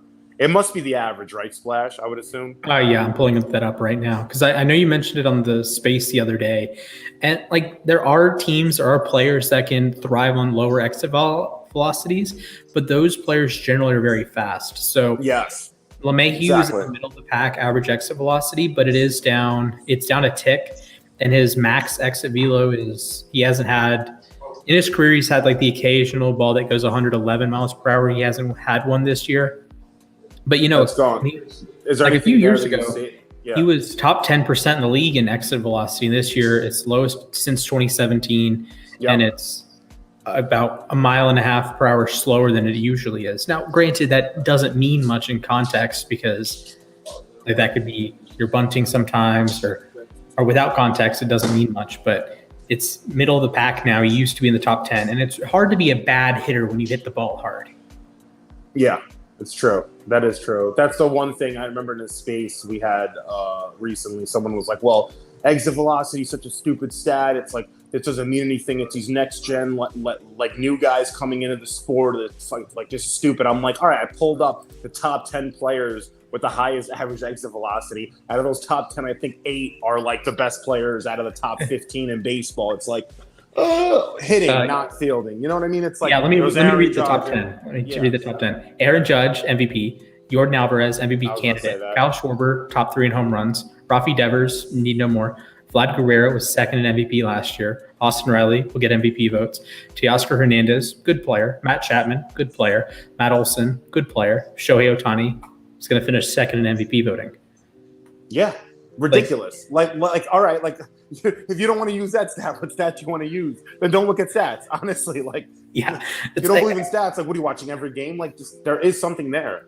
Yeah, it's like I can agree with like people that get mad at the expected stats, like saying that Juan Soto should be better than he's playing for a variety of reasons, or Freddie Freeman should be playing better than he is for a variety of reasons. But like when you hit the ball hard, I can understand like sometimes it'll find a glove. I get that. That's baseball, and sometimes your weak ground ball isn't going to find a glove at the New York Mets. But like if you consistently hit the ball hard, it's like in football. If you consistently make good throws, sometimes there'll be interceptions because Jamar Chase drops a sure thing touchdown.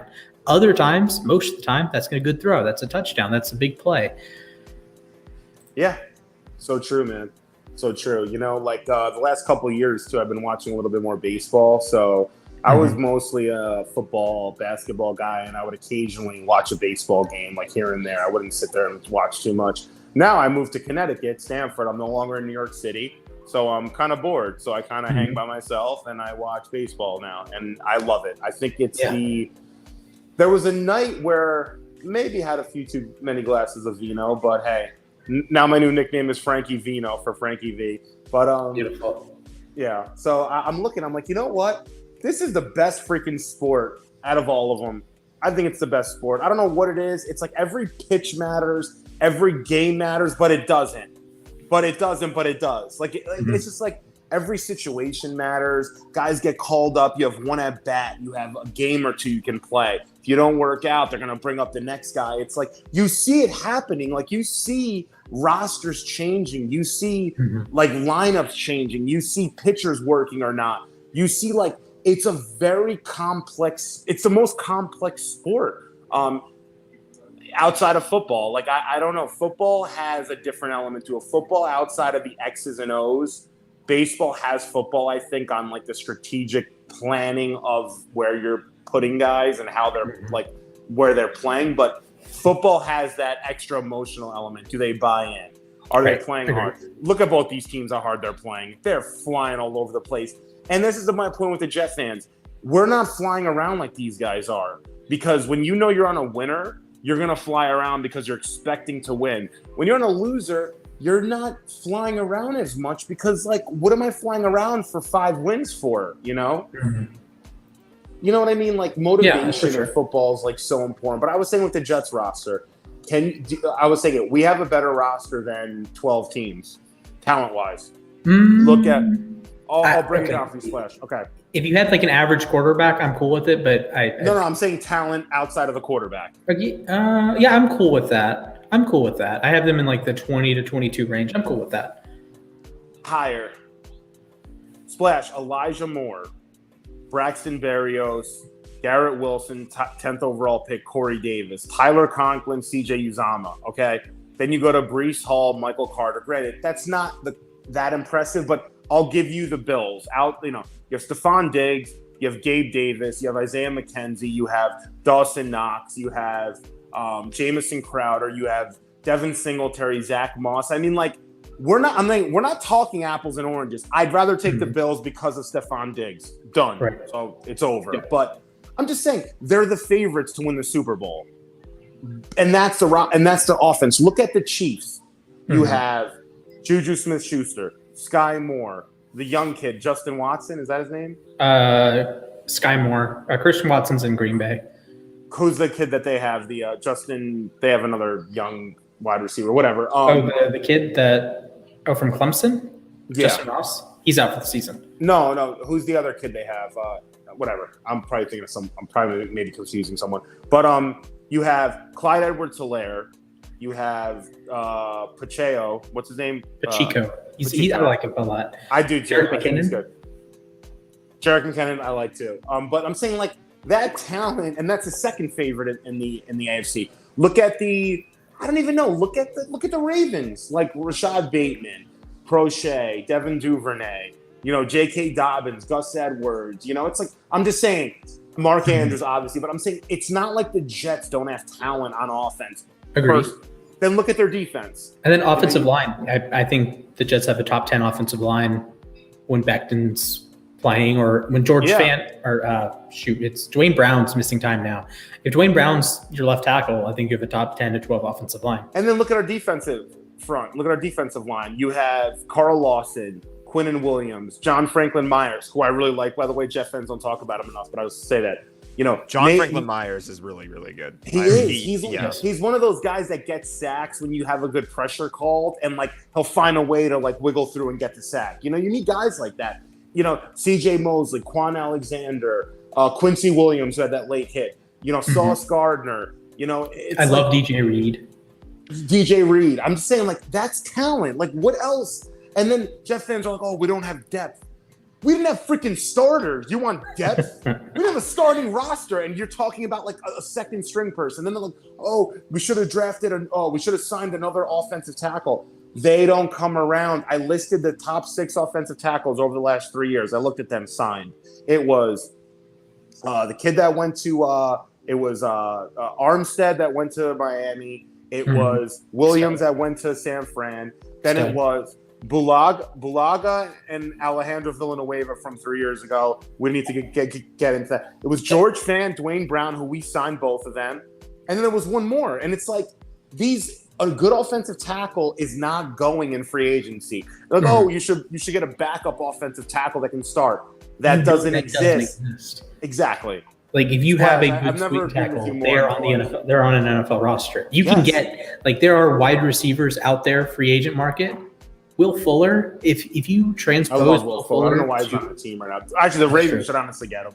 Yeah, if you translate Will Fuller to like an offensive lineman, he would have been signed 10 years ago, and you could deal with all the off the field stuff, the PEDs. You can deal with all that because you need someone that talented to play offensive line. But wide receiver, Baltimore can say, hey, we drafted a guy in the first round, drafted a guy in the third round, drafted a guy in the fourth round, drafted a guy in the sixth round, just got Demarcus Robinson. We're cool. We have an all-pro tight end. We're cool. If you have an offensive line spot like that, he's getting picked up immediately. Or corner picked up immediately. Yeah, and I was playing Madden the other day, the other day when it first came out. I played Madden. I started a franchise with the Jets. I'm like, you know what? I want to see what's available in the offensive lineman category. The top-rated offensive lineman was Dwayne Brown at a 74. Every position had like an 80 and 81. Mm-hmm. And so Xavier Rhodes is available at corner. Corner market was pretty like 82, 83. There was no offensive lineman higher than a 73, 74. I know that's Madden, but like, where are you going to get an offensive lineman? Where? Through the draft? Yeah, that's it. The Jets made a mistake. Jets made 2 mistakes, and I'll say it right now. They made 2 mistakes. One, we should not have drafted Zach Wilson that year because we weren't ready for Zach Wilson. We should have drafted Penei Sewell or Rashawn Slater. On record saying it both. Because then you might be able to get a Desmond Ridder later on. So I wanted Penei Sewell, and I was killed on the uSTADIUM Twitter. But I get it. We need a quarterback. Get a quarterback. Totally understand. Then the Becton year, I'm like, don't get a high-risk, high-reward tackle. Get Tristan Wirfs. Stud. 2 calls I had.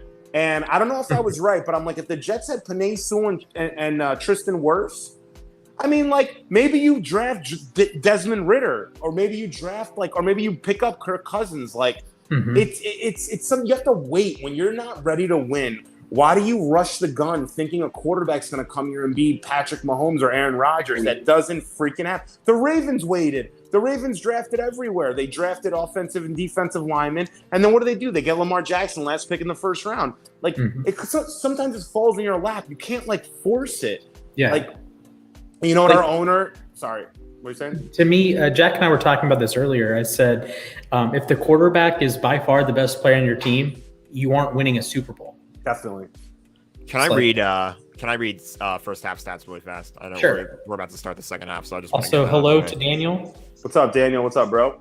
All right. Keith said Jets talent will be let down by Robert Saleh, and he said a good head coach schemes through an average offensive line. Okay, so for the Buffalo Bills, Josh Allen, 17 for 20, 153 yards, 1 touchdown, 2 interceptions. Devin Singletary has 4 carries for 18 yards. Josh Allen has 1 carry for 7 yards. Zach Moss, 2 carries for 4 yards. James Cook, 1 carry for 2 yards. Receiving, Diggs, 6 receptions for 62 yards. Gabe Davis, 3 for 41 yards and a touchdown.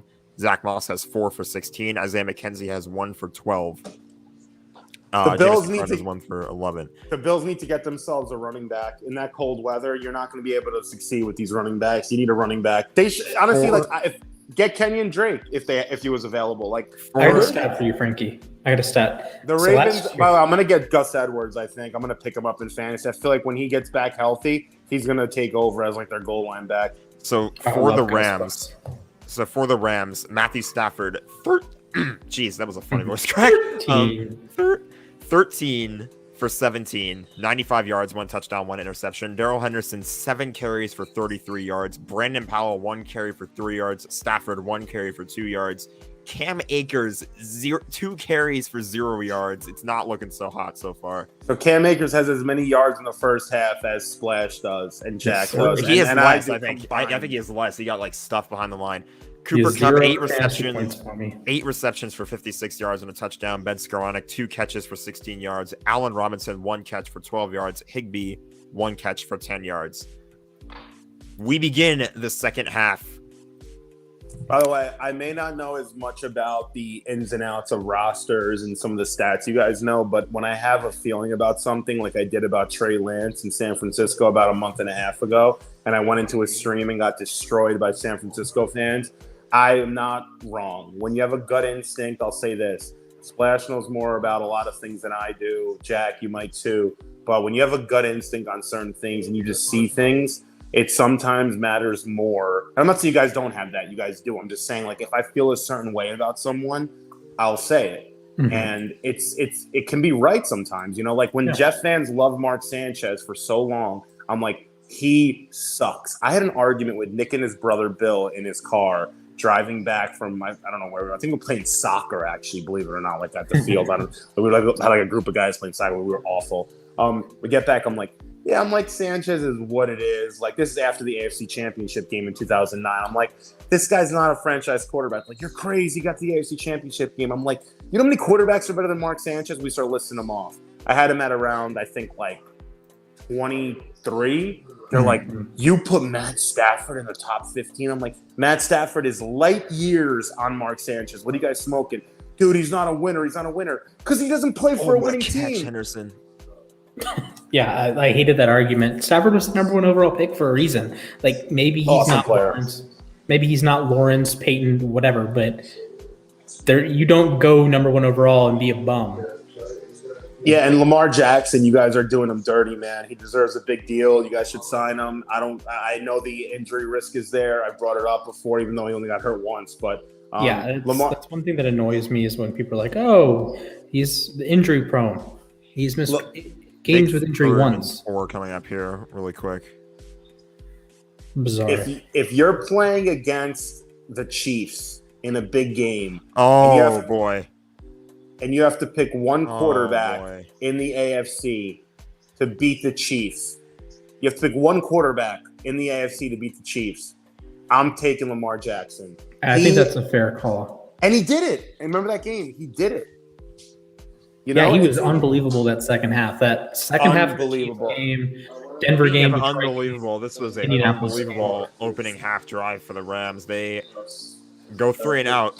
Brandon Powell does not take the knee, and he gets stopped right after. He gets stopped at his own 11-yard line, and then Stafford just got sacked after fumbling the snap. So the Rams have to punt on this center is fucking terrible, by the way, you guys have. Holy smoly. You know, center's an important position. Center's not someone you could pick up because you need a guy that's around for a while that knows it, you know, knows the protections and knows things. You can't just like sign a center. That's why Brian Allen, he's been around for a while. He was here in 2019, and he had a terrible year in 2019 before he got hurt. He only played like 2 games, and then they decided they were going to slide Austin Blythe over to center, and he was a center for like 2 years before he got traded or released. I think I don't even remember what happened. He's in Seattle now, right? I think so, yeah. Either way, he's gone, and Brian Allen had to come in because the Rams decided, let's take Tutu Atwell instead of Creed Humphrey. Thank God Brian Allen showed up last year and got a ring, but this is not last year anymore. You got to keep showing up. For sure. So, Frankie, I have a stat for you. The Bills were 8-0 last year when Singletary had 12 carries. That's ridiculous. That also means that they were up, so they probably gave him some carries. But yeah, that's true. That's one of the. I get into this argument a lot with Steelers fans. They say that, oh well, if Lamar is forced to pass, your team loses. You're right, because every quarterback in the history of the NFL, outside of Tom Brady, has a losing record when they have to throw the ball 40 times. I'll tell you guys something about quarterbacks that matters, and I don't think a lot of quarterbacks have this, but Lamar Jackson proved to me he had this, and certain quarterbacks have this, and Herbert did too, to an extent. When you're looking at a situation and the game is like not in your favor and the momentum has swung, does your quarterback have the ability to do the mind over matter game? We're down 3 scores, we're going to come back. Brady does it. And, you know, Peyton, to an extent, did it later on in his career. Although Peyton never had that ability over Brady. Peyton needed to kind of be ahead and just kind of keep running with it more than like you're down 3 scores or you're down like, you know, 14 or 17, you know, and you're going to depend on a quarterback to get you back into it. Lamar Jackson last year in that Chiefs game, the momentum swung. They had lost the game. He willed it. When you can will it from the quarterback position, that means so much. Herbert in those 4th down situations, he willed it. There's certain quarterbacks that haven't proved they could do that yet. Dak hasn't proven it yet. Derek Carr hasn't proven it yet. You know, Kirk Cousins hasn't proven it yet. So like you see, like Kyler Murray hasn't proven it yet. So like there's certain positions or certain quarterbacks that like they need to prove that to me. And the fact that Lamar proved that to me, he's in my good graces. Like you're gonna sign him to a deal, and he's not gonna like be a stat guy like Phillip Rivers was for his whole career. Phillip Rivers never proved that. If Phillip Rivers was down 17, even if he got it within 1 score, he would lose it at the end. Yeah. You know, there's certain quarterbacks, they win it at the end, you know, in big spots, you know. Mahomes did it a few times too when he won the Super Bowl. So like, I don't know. You got to kind of have that as a quarterback. And I don't know. That was a nice run.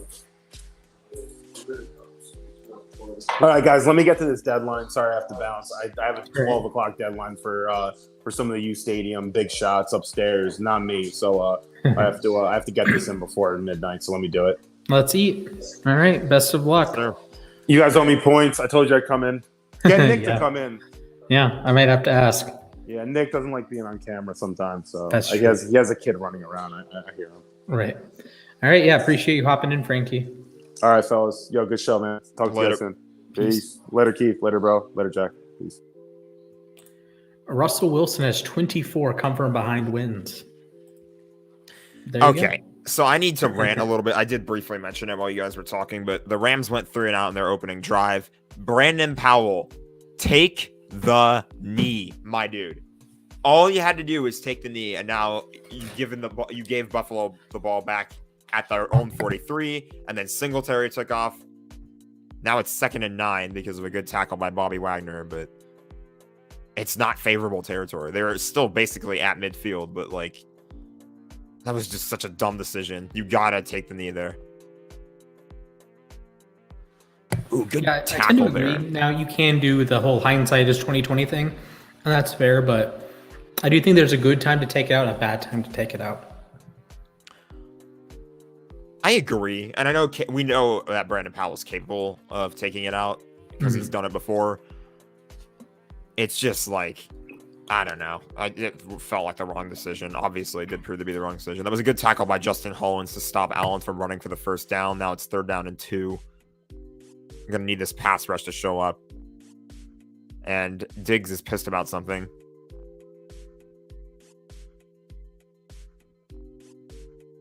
I am surprised to see James Cook back in the game. All over the place.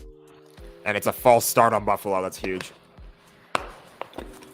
So one thing I don't love about Buffalo is their interior, the offensive line. From left to right, Roger Saffold, Mitch Morse, Ryan Bates. Saffold's fine. Saffold's good. Yeah, he used to be fine. so good with the Rams. I guess he's kind of dropped off a little bit since. Yeah, like he's not quite as good as a pass protector anymore. Then Mitch Morse is just kind of an average center.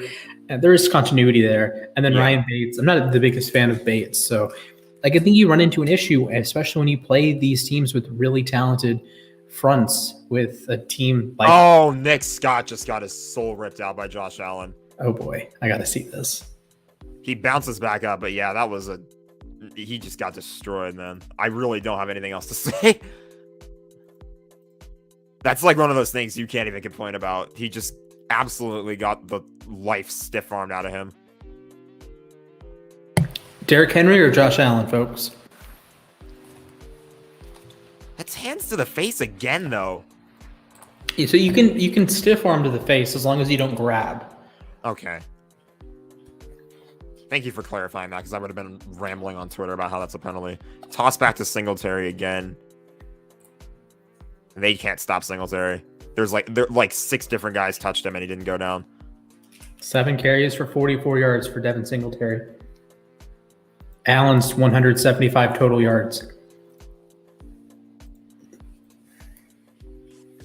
Really good run by Devin.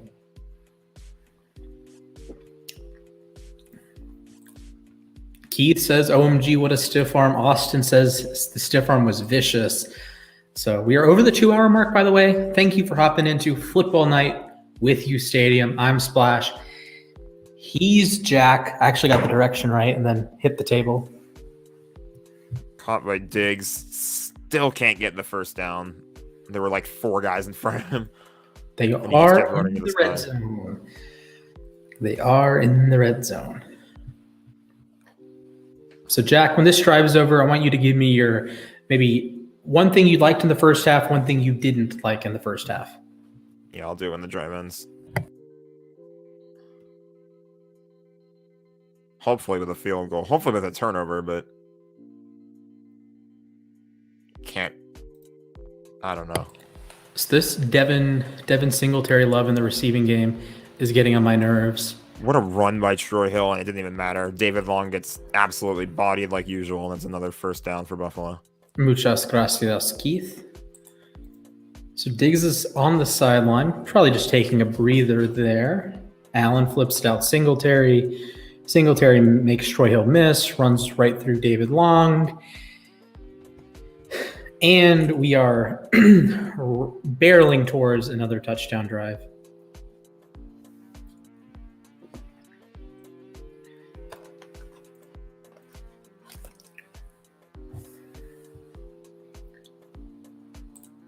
Hey, the Rams are looking like the Ravens right now. They can't tackle anything. No, they can't. Oh, that's the worst feeling. Was a yikes there. And I mean, this falls right to Brandon Powell. I mean, the dude just should not have ran it out.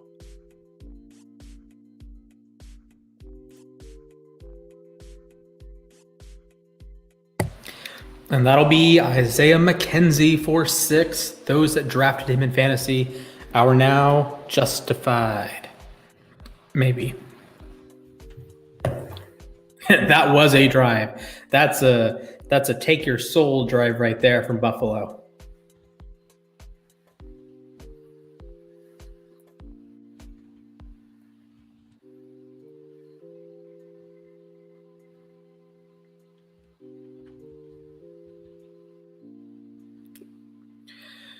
All right. So 17-10, Buffalo leads with 7:59 to play in the third quarter.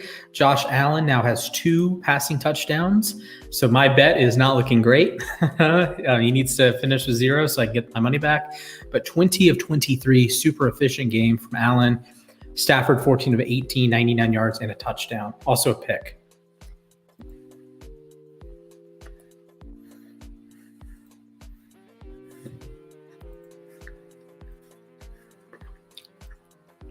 So my Higbee and Knox take, half point PPR. No, it's full point PPR. So I'm looking at 3.5 points, I believe. So I'm chilling. I'm chilling for right now, which is great. All right, Jack, give me one thing you liked in the first half, one thing you didn't like in the first half. One thing I liked in the first half, I think there's 2 things I liked in the first half, honestly. But if I had to pick one, it was the defense at least in the first half, because the defense, 3 turnovers. Right now, obviously, it doesn't matter, but it's not easy to force an offense that's as good as Buffalo's to turn the ball over 3 times. And, I say forced. Josh Allen was not at fault for that first interception. There were a couple of other guys that just were making big plays.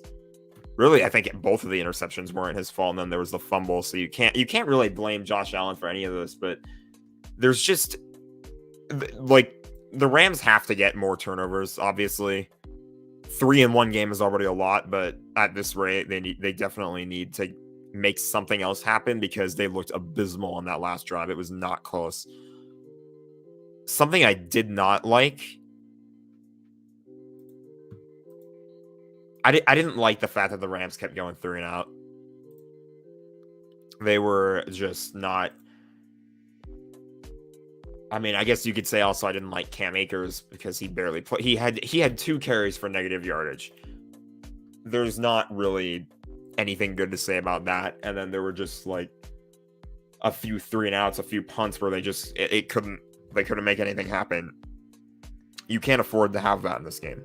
Especially not right now. You're getting the ball back. You just gave up another touchdown. The offense has to just ignore that last drive and go out there and do a whole lot better. Because right now it ain't looking so great.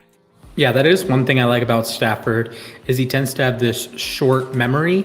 So he might throw a bad interception, or he might lead a 3 and out, and then he comes right back out. Boom, boom, boom. There's some quarterbacks around the league. Won't name names, but there's some quarterbacks that will make that one mistake and go back into their shell. And it looks really bad. Well, I'm not sure whether that was Tutu Atwell or Brandon Powell on the return, but either way, it goes into the end zone for a touchback. So the Rams will now start where they should have started with this last drive.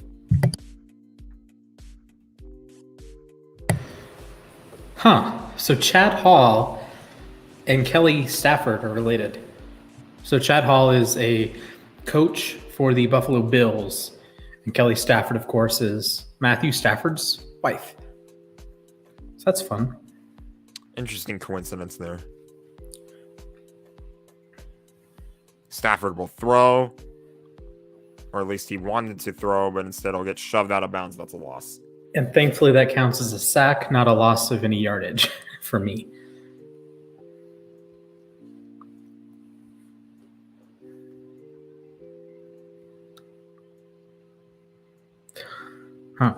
Ad Robinson. A guy on the app called Depressed Jets said, thinking about becoming a Bills fan, watching Allen makes me so jealous. Same state too. Not technically, but sure thing. Same metropolitan area, I suppose. Good protection on this throw. He goes deep. He's got Cooper Kupp. That's a huge throw. Gain of 23. Is 79 yards for Kupp, longest play of the game for the LA Rams. Really, really good protection on that throw. Just excellent throw. Fits it right in between Teron Johnson and the safety. Just, Teron Johnson. Stellar. Is that Poyer? I think it was Benford. Actually, might have getting burned by Kupp again. Stafford wants to go deep again. Instead goes to the middle of Henderson. Henderson gets another first down. I got an announcement to make. So with Cooper Kupp's touchdown at the end of the first half, that means everyone's deposit for today was 10x'd. A total of 4.73 million points were won because Cooper Kupp scored a touchdown. There you go. It's a lot of points. Yeah. All right, first down and 10. I bet 40K and have 2K and splash probably one half of this. We need to start the revolution again. Oh my goodness. Well, our run game has not looked great so far. There's been a couple nice runs. I'm not going to discredit those, but overall, the run game needs to be better. I will say the Rams are still. This is still relatively like at least two of these guys. Hold up, staff. Jeez. Oh boy. And there goes Von Miller. Maybe that guy was right. The Rams don't have Von Miller. But the Bills don't have Aaron Donald. Aaron Donald has like a sack and a half. Sack number 2 for Von Miller. God, that note boom was a turnstile there. Oh, and Von nearly got really good protection though. He goes deep, and no one's there. I think that might count as a pressure there on that play for Miller. So electric start for Von Miller. He's up to 2 sacks. Jordan Phillips has 1.5. Basham 1. Rousseau 1. Epinesa half a sack for the Rams. Wagner 1. Donald 1. Are you getting a little worried there, Jack? I'm declining to answer. Go on the app and read. I'm not going on the app right now. Go on the app and read Nick L's most recent post. Nick L is a salty Cardinals fan. That's all. Okay. I just read the most recent post, please. You're gonna laugh. I laugh at everything he touches, but that's a good point. he's A+ tier funny. Whether it's insultingly or not depends on the context. That's hilarious that you a little bit of a hold there on Skoranek. Benford got away with that one. Rams O-line getting regularly overwhelmed. # Colin Cowherd. Von Miller is on pace for 1 million sacks with the Rams. Hey, you're not wrong. God. Matthew Stafford drops back to pass, and it's the clip of Stewie getting piled on. Oh, man. So Stafford only has 89 net yards with 6 sacks for the Buffalo Bills. Wow. To put that into context, the most Stafford got sacked 5 times in 2 separate games in 2021.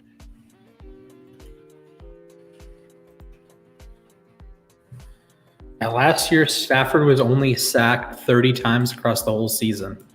You have to, if you're the Rams now, if you're Sean McVay and not Raheem Morris, I think it's Liam Cohen's their OC. Yes. You need to figure out a way around, like a game plan around getting the ball out quicker. I don't know. It's really, really hard to defend Joseph Noteboom. That was such a turnstile. Like, he had Von Miller one-on-one and just let him walk by. He just stood there and watched.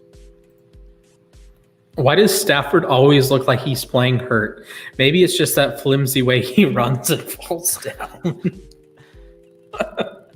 He's not entirely wrong. Oh my goodness, he's like built like upper body. He's built so like he kind of has like the top heavy run style. Jack, I want you to tell me how many times Matthew Stafford was sacked during the playoffs last year.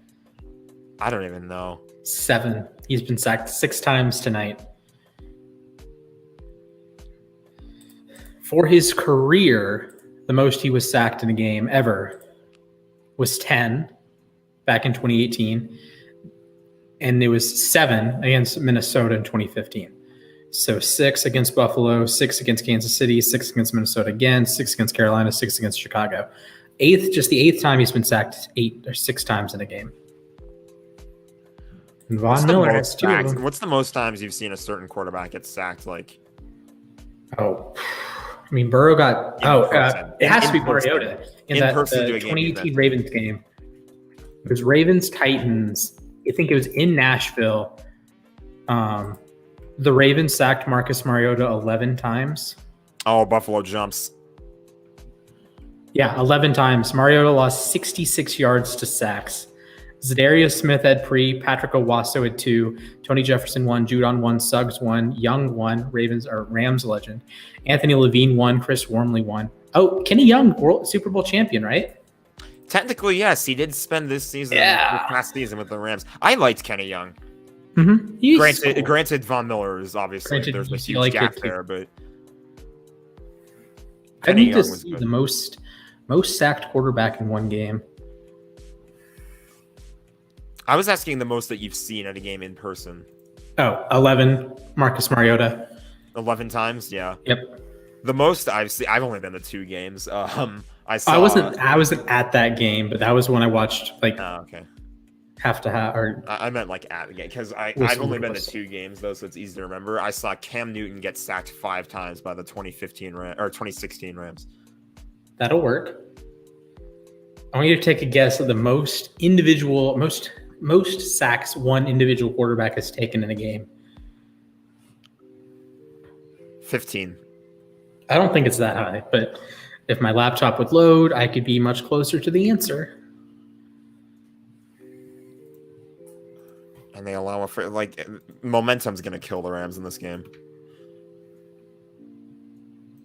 Momentum is absolutely going to kill them in this game. Did I mention that I hit the over on Cooper Kupp's catches today? I don't think he was very high, honestly. 7.5. He has 9 catches already. So yeah, it was pretty high. Diggs has 7 catches. It's amazing with how little the Rams offense has been on the field. There's that many catches. Moss has nowhere to go.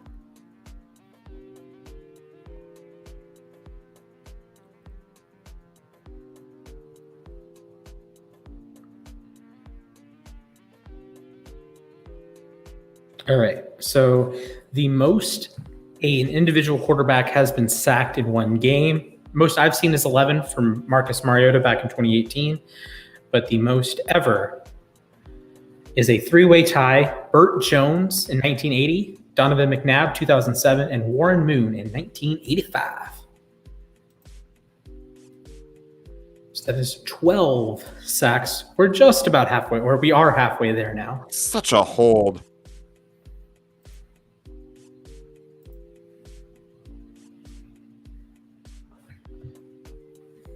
Jamison Crowder. Darn.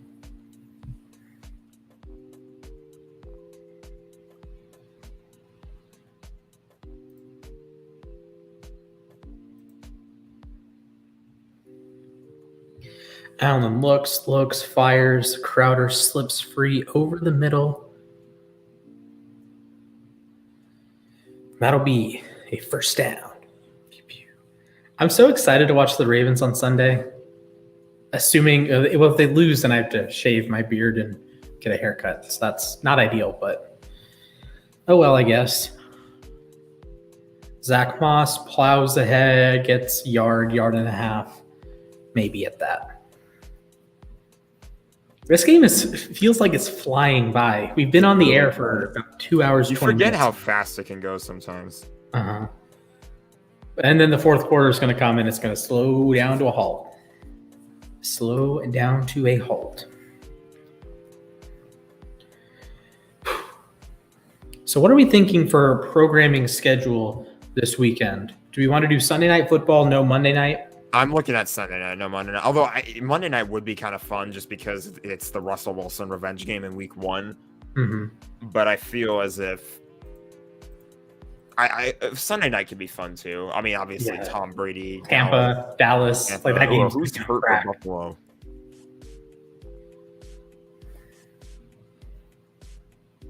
Going to bed, Jack. You're on. Oh boy. That's me taking over the Twitter. Darn, we didn't.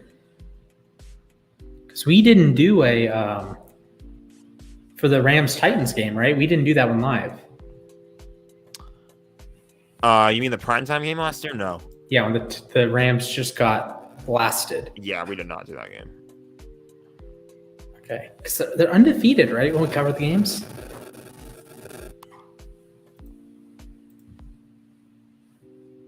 I'm gonna just Okay. Heading into today, they were undefeated. Okay, Jack. I'm just keeping the lips sealed on that one. Hey, both of our under bets are looking okay, but then again, it's a Stafford and Allen game, so it could end up being 45-41 in the blink of an eye. So the Rams have no excuse not to double team Von Miller for the rest of the game. This is a good point. But will they double team Von Miller? I don't know. If they don't, it feels like it's another game of Sean McVay potentially out coaching himself. What's Thursday night next week? Chargers Chiefs. That's right. Ironically enough, I don't need Amazon Prime to watch that one because they air games in local markets. So, oh, nice.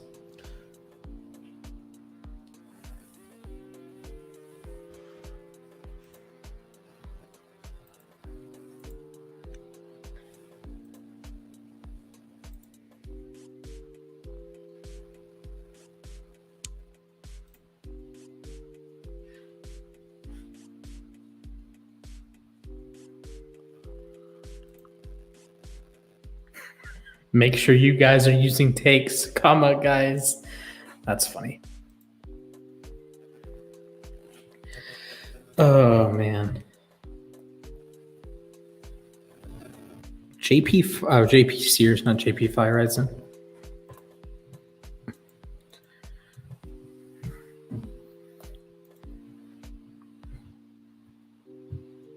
Third down and 5.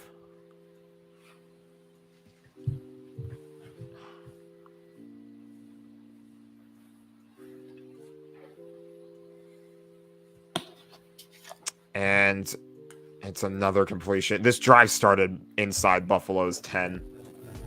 What a drive. I really don't think I just feel like the Rams defense has not shown up yet. I'm not trying to discredit Buffalo, but there's just nothing from the defense right now. They were playing such a good first half and just forgot how to defend the second half.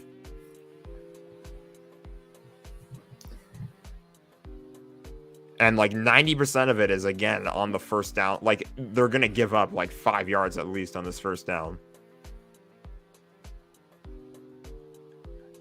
Which they do. Oh, it's incomplete. Never mind. It's Dawson Knox. Thank you very much. I think Saffold's hurt on the play. So that's something to watch.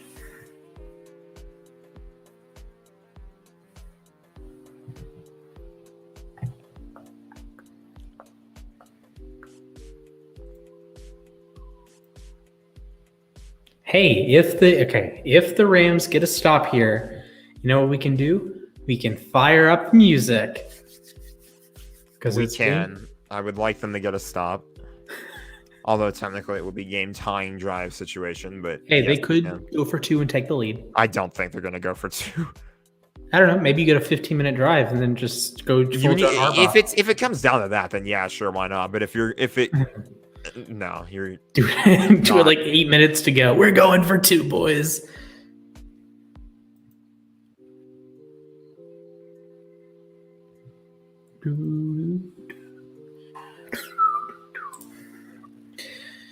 Saffold gunning up and walking away. So the pass was incomplete, so it's 2nd down and 10.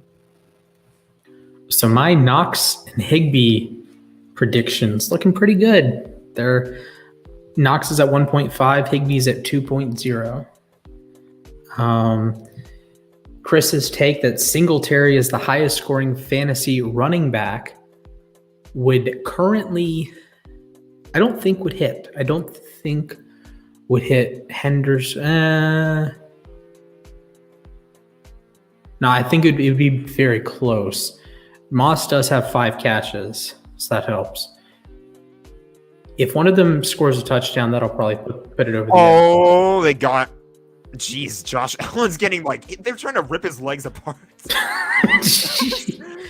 Oh my goodness. What the frick was that? Either way, he gets stopped pretty small gain.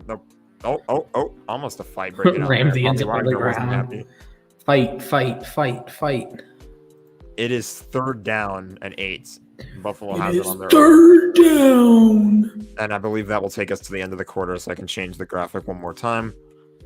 So Isaiah Mckenzie, there was a take on the app saying he would get at least 12 points. He is sitting on 8.9. Cam Akers over 10 points. He is sitting on 0. Keith's take that one special team score plus 3 turnovers hasn't been a special team score. Frankie said the Bills lose by 13. The Rams have to go on a 20-0 run there. Yeah, they have to score 3 touchdowns in the fourth quarter for that to happen. Hey, App State scored 6 touchdowns in the fourth quarter the other day, so I wouldn't put anything past anyone. Another user said Gabe Davis 2 touchdowns and Diggs is the leading receiver. 2 out of those 3 things have happened. Davis has scored once, needs another one. Diggs does lead the Bills in receiving yards. Keith said Josh Allen throws 2 touchdowns, Bills win. That is currently happening. Stafford, our friend Stefan, says 3 touchdowns for Stafford. He has 1. Robinson over 16.5 PPR points, half-point PPR points. He's at 1.7. You said Kupp, Robinson, and Henderson each score a touchdown. Kupp has 1. The other 2 have not. The other 2, not so much. I said both the Bills and Rams will have an outright lead at some point tonight. The Rams have let me down there. The Bills have led the whole way. Not the whole way. It's been tied, but but they haven't trailed. Nemo said they are letting me down in terms of Brandon Powell.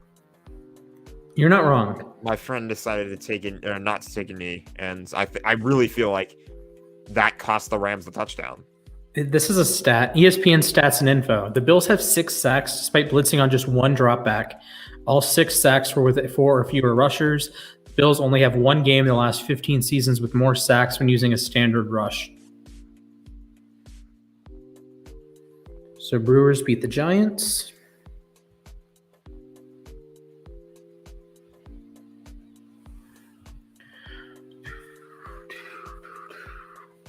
Hopefully the Bills get a stop here so we can listen to some new music.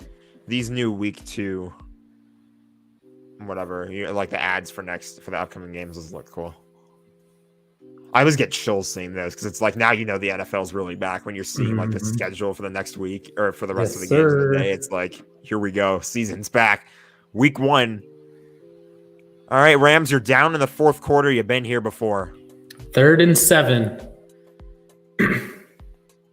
From midfield. Allen goes. And David Long Jr. gets absolutely torched. Absolutely torched. This man cannot play defense. This man absolutely cannot play defense. 88 yards, touchdown for Gabe Davis. So that sets Allen up 243 passing yards, and I do believe the over has hit for his completion, so I will make some money today. Hopefully he gets a rushing touchdown or something, so no more passing touchdowns. But what a throw. Davis working from the outside alignment. Fakes the outside move, works inside, little post route, and beats David Long to the spot. David, that was a hit and a half. What a thump. I think that's David Long Robinson. Jr. I'm not going to stop talking about this. He is garbage. Oof. Austin coming in with the oops, he did it again. Every single season he has something like this. Every game he's getting burned. Like there's no excuse. There's genuinely no excuse. He gets absolutely roasted, and now the Buffalo Bills are going to go up by 2 touchdowns. Oh, what a breakup by Ramsey, though. Oh, did he get to that, or was that dropped? It was dropped. Oh, Diggs is smiling, too. He missed that one. So Allen, this is like essentially a jump pass. Yeah, it's a jump. Oh, Diggs. Right through his hands. Well, he didn't jump, but yeah, right through the hands. Right through the hands. Oh, and he just looked around, didn't have it. Oh, he throws up the little 3rd and goal. Wagner. Oh, God, he didn't get him. That's another touchdown. He just, oh! I almost died right there. Wow. Allen scrambles in. Bills lead by 2 touchdowns.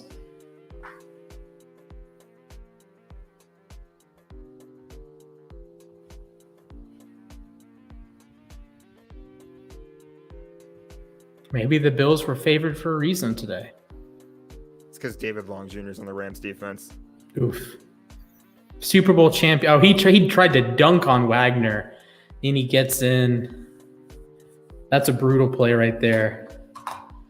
Brutal. Also, we're over the 2.5 hour mark. Jack, you need to change the score too. But boys and girls, we cannot turn the music on. But Josh Allen, have a day. 3 total touchdowns. 282 total yards.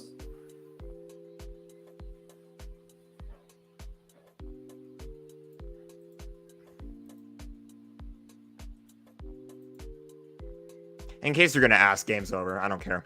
Ooh, he says game's over. I'm calling it over. David Long Jr., I'm done. I'm absolutely done.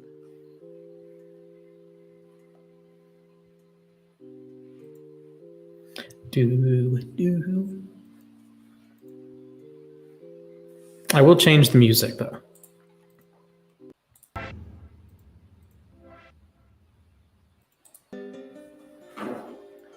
I don't even know. It's like 24.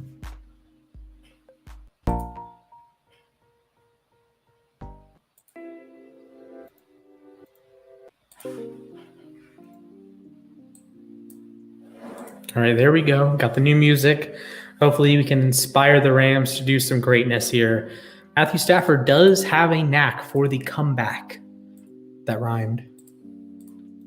I'm going to go ahead and look up the largest comebacks in Rams history. Obviously, this wouldn't qualify because they've just been around so long, but I'm curious. You know what the largest comeback in Rams history is? No. It was against the Tampa Bay Buccaneers, December 6th, 1992. They were down 24 points.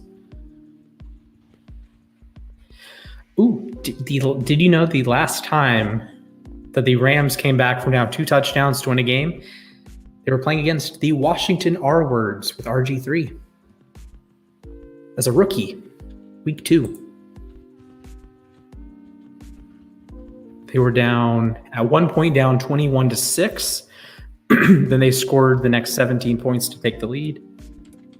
Matthew Mulligan caught the game-winning touchdown.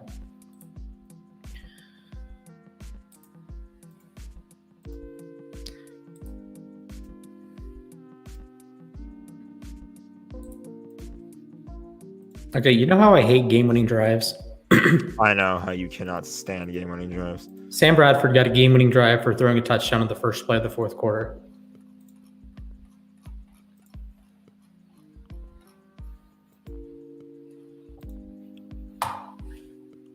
What?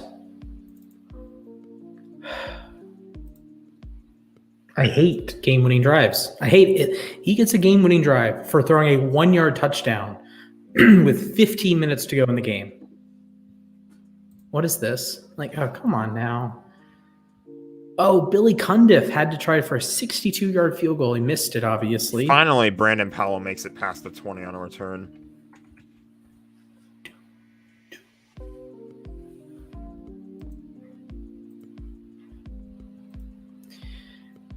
Did you know that one Sam Bradford did not have a winning record in a full season? Any of his seasons? He had a 7-win season as a rookie, 7-8-1 in 2012, 7-7 and 15 with the Eagles, 7-8 and 16 with the Vikings.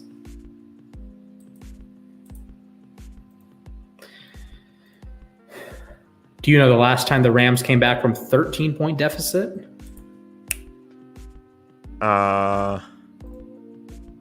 It's a good question. It's a pretty important game. Look at that. They're getting Powell involved in the receiving game. He gets a nice first down there. It would be the NFC title game that sent the Rams to the Super Bowl, beating the I Saints. feel like I should remember that, yeah. Yeah. They're down 13. Yeah, I remember that. We were down 13-0. Stafford hits Powell. Powell does a little bow, bow, bow, and runs right through. Is that Kyrie Elam? I don't know. I don't know what Elam's number is. I want to say it's 24. Stafford laterals it back to Akers. Breaking news. I don't know breaking what the news. decision We have breaking news. The Twins beat the Yankees. Oh, my Lord. That doesn't happen. Oh, my Lord. That is unbelievable. Stafford throws it backwards. He threw it backwards to Cam Akers. Hey, that doesn't count as a catch. No, That's it doesn't. very Stafford throwing again. Cup's wide open. Third and manageable. I gotta say the difference tonight has been the Rams on third down. Well, I can get you the stat for that. The Bills are 8 for 9 on third down. The Rams are 3 for 8. So not a great start there. Yeah, that's literally not really much else you can say there. No. Darn.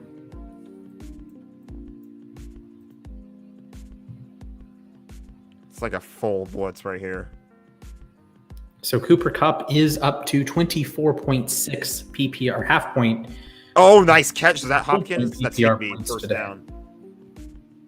He's at 19.6 total, half point.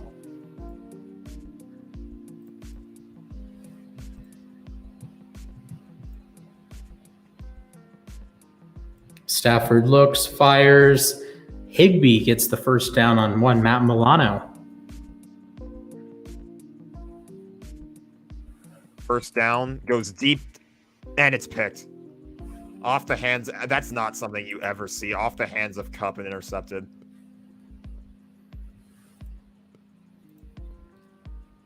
It's game. Jordan Poyer, the All-Pro. Stafford drops, fires, tipped, and picked. Diving, beautiful diving interception from Poyer. Nice tackle from All-Pro Cooper You Kupp. never, like...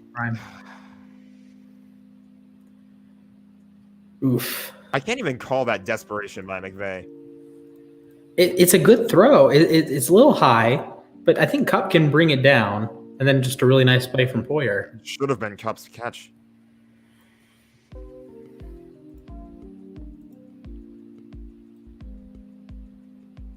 A user requested to settle. Bills hold on to the lead and get the win. Okay. They haven't won the game yet.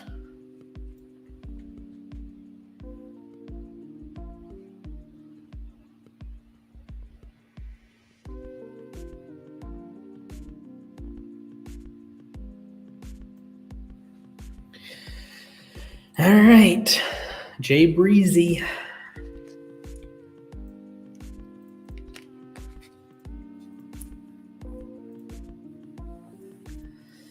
So Allen, 282 total yards, 3 total touchdowns, 2 picks. Stafford, 155 total yards, 1 touchdown, 2 picks.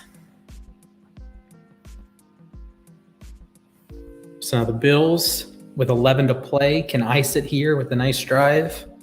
To put my Devin Singletary stat into perspective, he needs 5 more carries to match where he was last year. And I have a feeling here's my take, Jack. I don't know if you're going to agree or disagree. Devin Singletary gets at least 3 carries on this drive.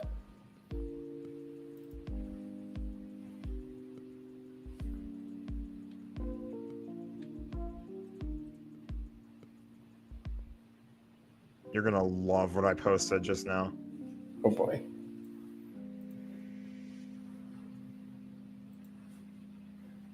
Oof. Nice picture of Eli Apple.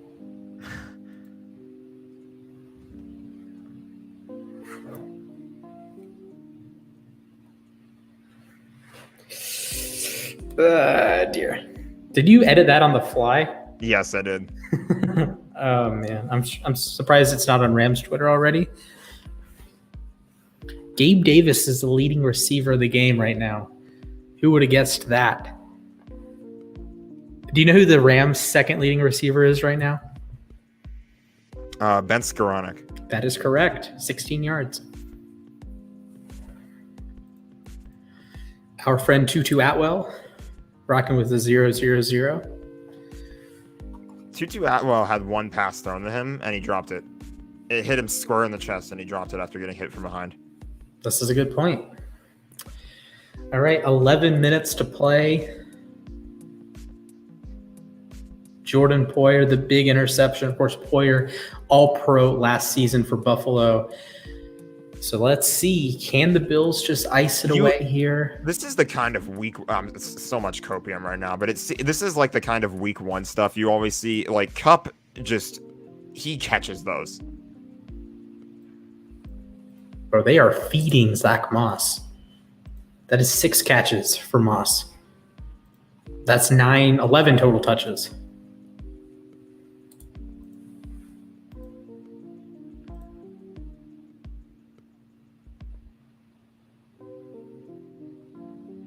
Allen runs. He gets a chunk. It's 3rd down.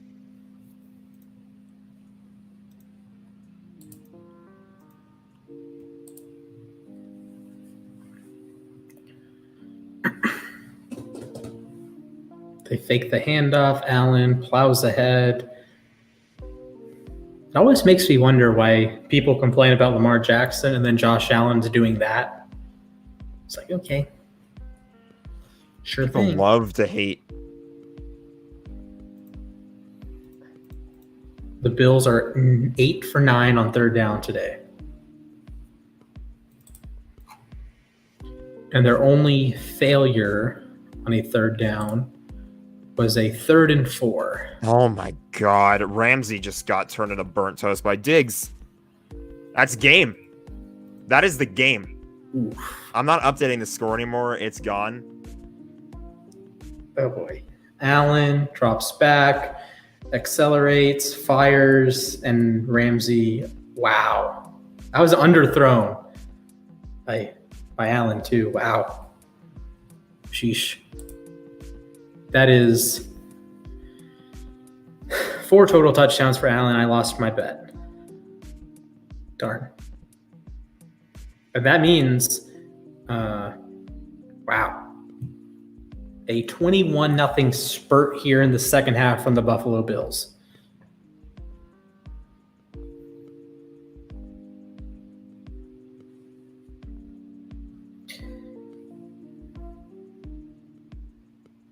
Oh, Diggs is yapping too. Allen, I mean, he did underthrow it, but he was like moving to his right, launching off platform.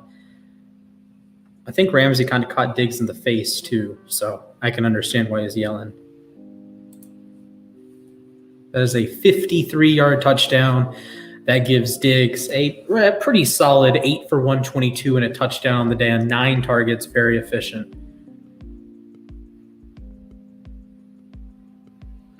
So all of my Josh Allen notifications are coming through. Beautiful timing. 300. That is 341 total yards of offense for Josh Allen, 4 touchdowns.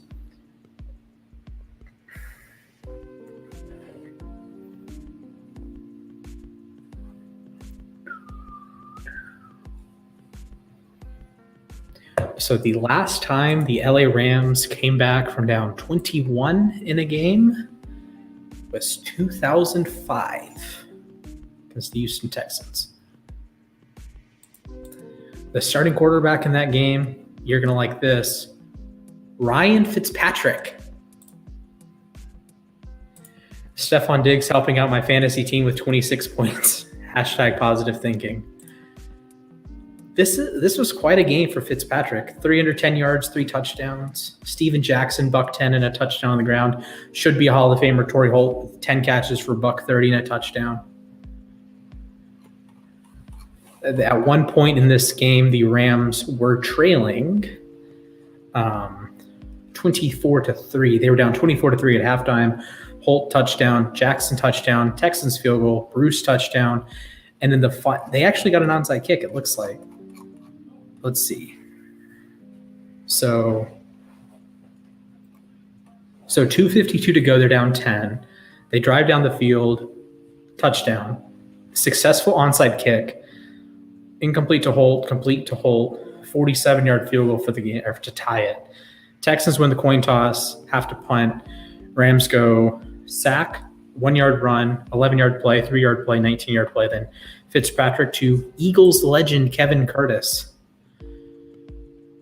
1,000-yard receiver Kevin Curtis, by the way.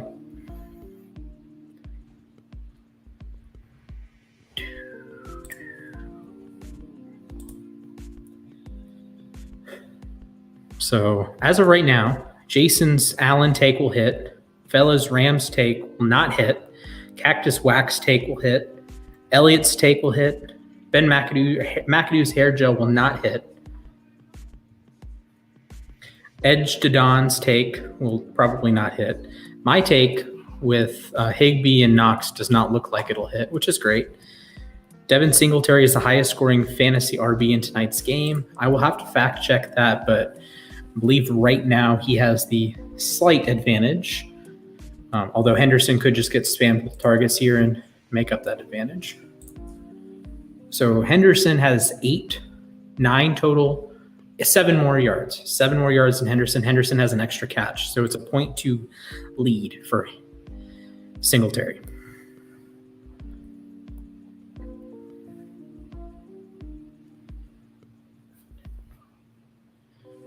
So we're at the 2:46 mark. Thank you guys for tuning in today. Football is back. Football is back. Off the chest of Higbee. Incomplete.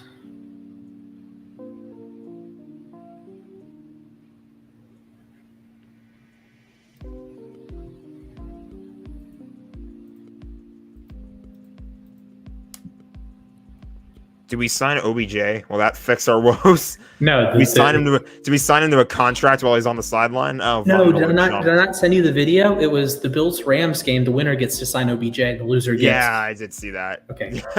Perpetual solitude. Okay. We'll just break it and steal him anyway. He was there yelling at the crowd at the start. And Darrell Henderson overtakes Devin Singletary. Could you also attribute this? This is copium. Could you also kind of attribute this to this being the whole? You've seen it. I've seen this before in so many other sports, where it's like sometimes the team that wins the championship will come out the first game looking like garbage because there's emotions after like the ceremony and stuff. Hey, I mean the Ravens game after they won the Super Bowl, they allowed 7 touchdowns to Peyton Manning and got. It happens in hockey all the time. Like I've seen it with the LA Kings time and time again. I say time and time again. They've only ever won 2 cups, but like. They won the Stanley Cup, and then in 2013, because that was like a weird lockout year, they got their butts kicked by Chicago the night they raised the banner. Mm-hmm. They raised their 2014 banner, and their first game the next season, San Jose beats them like 5-0. It do in fact be like that. It's just I'm not saying like that is the exact reason why the Rams lost this game. But Austin's spitting right now. Rams would be winning if Lance McCutcheon was active. Yeah, pretty much. Oh, and we've got a Buffalo fan throwing a flare on the field. That's a guy getting kicked out of SoFi for life.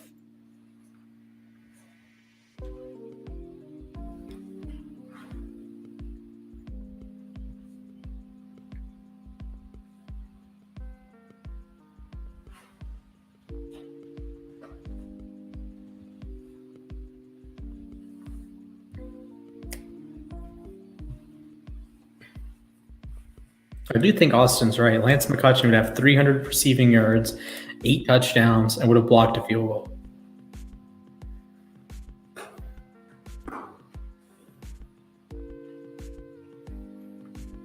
Okay, I don't know if you played football. I think it was more than a guy throwing. Okay, I don't know if you played football when you were a kid, but I like at any level, but I did see it was like I think on Instagram, and they suggested to put your mouth guard in Kool-Aid mix before the season, and then you taste like your favorite Kool-Aid throughout the season. I've heard of that actually. I'm like, bro, what? I think I've heard of that. Like, because I used to wear a mouth guard when I played hockey. Mm-hmm. Fair. Actually, you used to wear a mouth guard when I played soccer because I had braces. That was not fun. That was not fun. So I mentioned briefly that I thought a Buffalo fan threw a flare on the field, like a smoke flare. Turns out, they're going for it on 4th and 1, and Henderson gets it. It turns out that there was more. It was more than thrown on the field. It was dropped on the field because the guy ran on the field. There's Twitter footage. The guy just sprinting across the field with like a smoke flare, and dropped it after getting tackled by security. That'll work. That is how you get kicked out of SoFi Stadium. Prince Charles is a clear handcuff, but worth rostering Prince William in deeper leagues and Prince George in Dynasty. I don't know what the punishment is for running on the field. Like, obviously you get kicked out, but I don't know if, like, do they arrest you? Do they, like, just fine you something? Do they ban you for X amount of time? Like, I don't know what the punishment is for a guy just running on the field. See, now in garbage time, the Rams are doing stuff. Mm-hmm. And they're throwing to Higbee, and I need them to stop throwing it to Higbee. That's 6.8 half-point PPR point. That's 6.8 full-point PPR points. It's game over. Stafford picked off again. I hate being one play ahead of you. It got batted down, and he gets, yeah. Okay, Elam is wearing 24. I think I've officially entered turn off the game territory. I don't want to watch this anymore. Oh no. Stafford, if we weren't streaming, capped, picked, what an athletic play. I think that's Rousseau. If we were not streaming now, I would be, something in my house would be broken somewhere. Oof. And I would be up here in my room playing Madden. That's a really athletic play from Basham.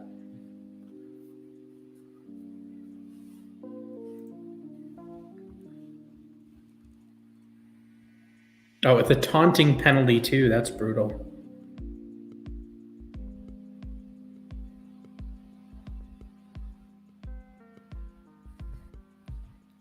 So Basham goes like in, and while he's engaged with Brian Allen, 55 on 55 crime. What a play.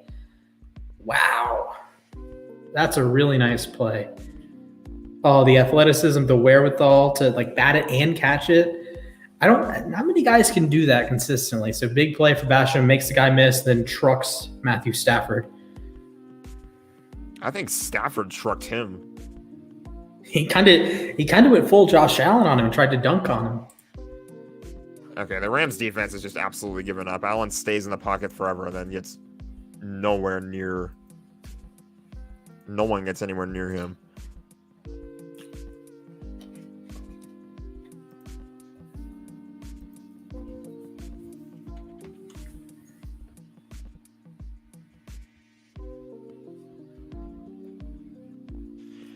If there's a silver lining to any of this, Josh Allen's my quarterback at fantasy. There's 16 more games in the season, Jack. So, I know that there's a lot of time left in the season, but we are at least off to a good start in that regard. Sure. Jake Funk obviously getting 0 carries, but he's on my bench, so. Good point. That's not a concern. I hope he's on my bench at least. Oh, God. Oh God! I only had 10 fantasy leagues, so I got to check them all real quick tonight. I had to check. I have to check right now. Cam Akers giving me a solid 0.0 right now.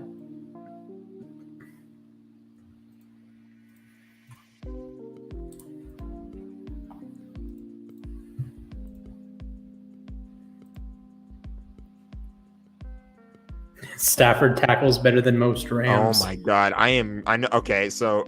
I think on Josh Allen alone, I'm kicking Noah's butt right now. Singletary's on my bench. Ooh.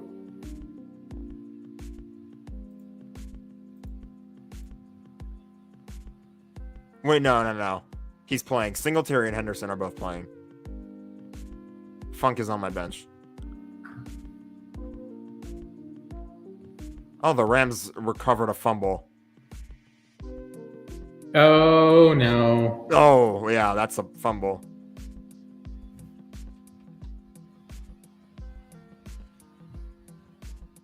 Nick Scott forces the fumble. There you go. It's not over yet. Nick Scott's gotten better. Oh, yeah, he's been at the top. Just little. I wish we had like an intern. I would just say, hey, intern, you go watch all of our episodes and you're going to find the best little moments. Like when I did that, when we were with Stefan.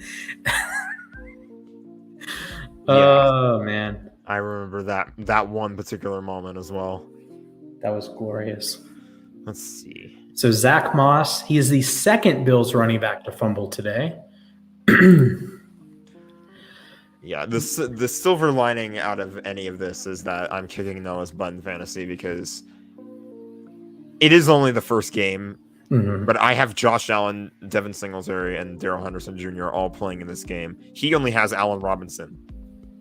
I've got Keenan Allen, Adam Thielen, Russell Gage, Najee Harris, DeAndre Swift, and Najee's going to get 70 touches. Is that Dalton Schultz? Yeah, Dalton Schultz and Antonio Gibson in my lineup.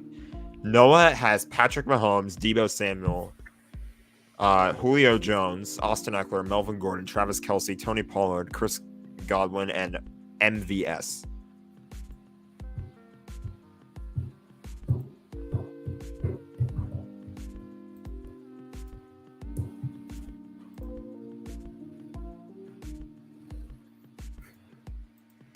It could actually be kind of a spicy matchup there. Yes, I agree. So, although Russell Gage is my, he's questionable. I don't know if he's good to go, so I could probably swap him out for. My bench is not great though. Maybe I can make a pickup. So will Matthew Stafford throw a fourth interception? I'm just saying yes for the hell of it. Do you want to put points on it? No. Darn. Listen, the biggest W I've taken today was stealing 1,000 points from you on our only touchdown of the game.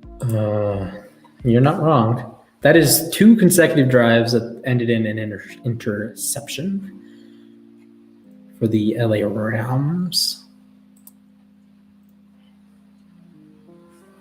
I could take Jared Goff. I could take Mo Alley Cox. Oh, boy. I can take another person to join my team and then start them in favor of Russell Gage. Russell Gage is a wide receiver. Yes. Cooper Kupp is over 100 yards, 12 catches. Jamison Crowder's playing in the game. There's not really that many highly ranked wide receivers. Well, yeah, because Gage is questionable. I don't know if he's going to play or not. 12-team league. Okay, Kupp makes a catch. Henderson has 5 catches for 26 yards. Sterling he has Shepard 71 total, so that bet hits for me. I wonder if I take Josh Reynolds. I can probably take him.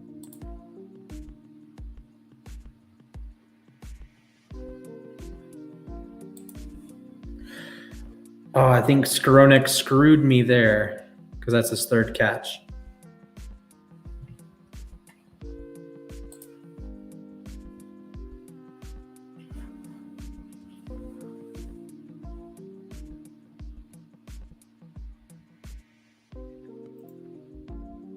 .317 to go. Higbee incomplete.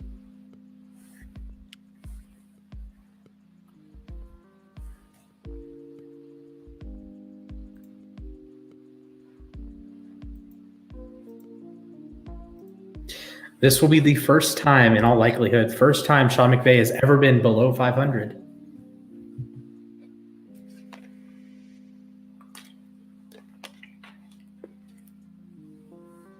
Jesus, that was a tipped pass, but Higbee still had it. See, it's little things like that too. Like, it was a tipped pass.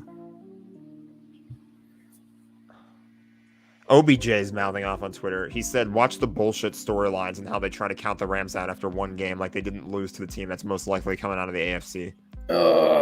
Higbee, you need to just stop, pal. Like, it got tipped, and he's still... Okay, he made up for it. He gets a first down.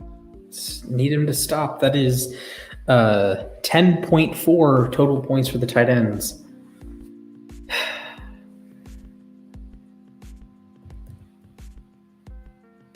This is not going well. That's going to be close. It's going to be close.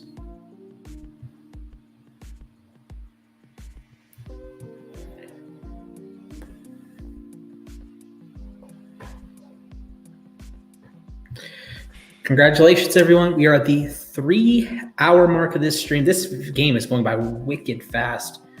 Stafford to Skoronek. I think it's incomplete. No, it's complete. Yeah, the next pass is very much incomplete, though. I think they just want to stop the clock.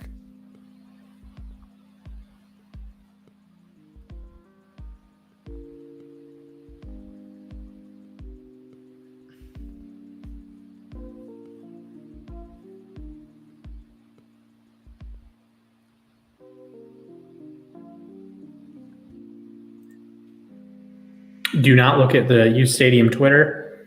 I've seen it already. Austin sent it to me.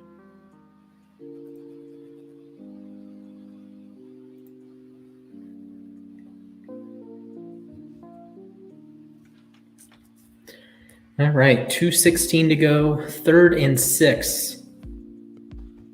The Rams.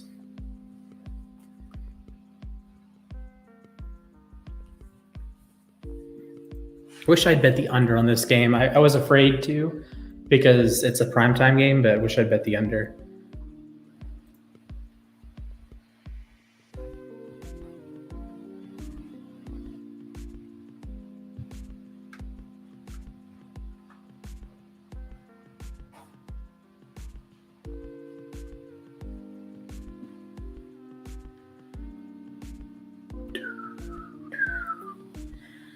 I get the fun part of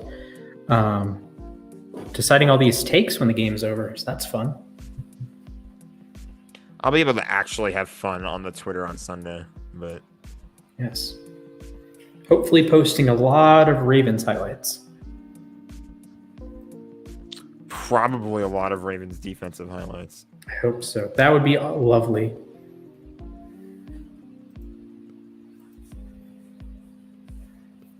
Oh, you remember that guy that made the take that Allen would throw for 350 yards and get 50 yards on the ground? Did that hit? Not quite. Allen's at 297 through the air.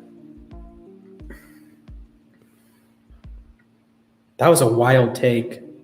Only 3 people joined in. You did disagree with it, though. So, good for you.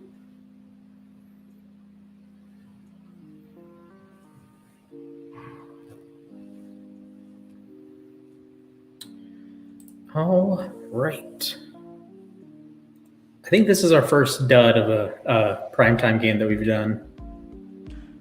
We did do a Browns Steelers primetime game. Okay, I removed that game from my memory. Do you remember the freaking graphic with Stell? And do you remember the graphic? No. Oh, it was like the Ravens lost the Dolphins. Oh yeah. The Stell graphic, yeah. Yeah, I remember the graphic. Oh man, that is peak. That was peak anything we've ever done. Oh my goodness. If you know, you know. Yes, that's true. Cooper Kupp up to 128 yards. My stream is crashing. Kupp is crashing through defenders. He is shoving Micah Hyde to the ground. Cooper Kupp going nuts. Stafford. That play came a little too late. Like, it's a good play. You love to see it, but too little too late. Stat Padford going to work. He's up over 240 yards. 29 completions, 39 attempts. Both of those are hitting the overs.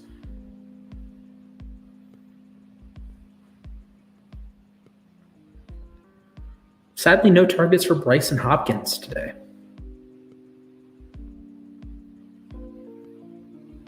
I need him to score a touchdown so it's not Higbee.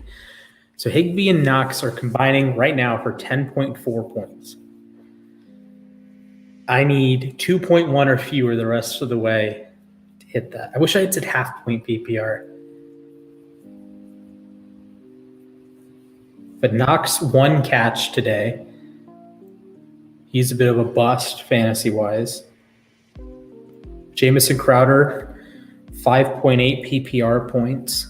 Allen Robinson, 2.2 PPR points. Henderson is now outgained Devin Singletary. That might not stick for long, though. The Rams, in fairness, did force 4 turnovers, so that's good. That's a testament to Buffalo, though. Like, that really, I feel like, shows you how strong Buffalo can be, because 4 turnovers, as impressive as it is, Buffalo still has like a 20-plus point lead. This is true. That is 7 sacks on Matthew Stafford now. The most he's been sacked in the game holds onto the ball way since too 2018. AJ Epinesa getting free.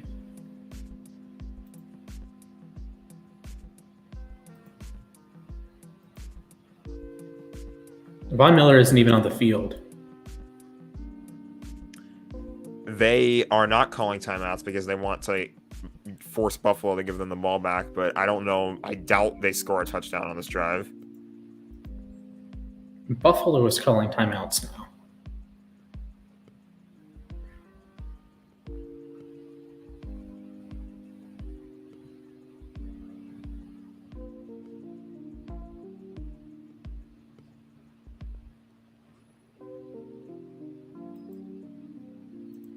Bro, what? Why are the Bills calling timeout? Oh, injured player.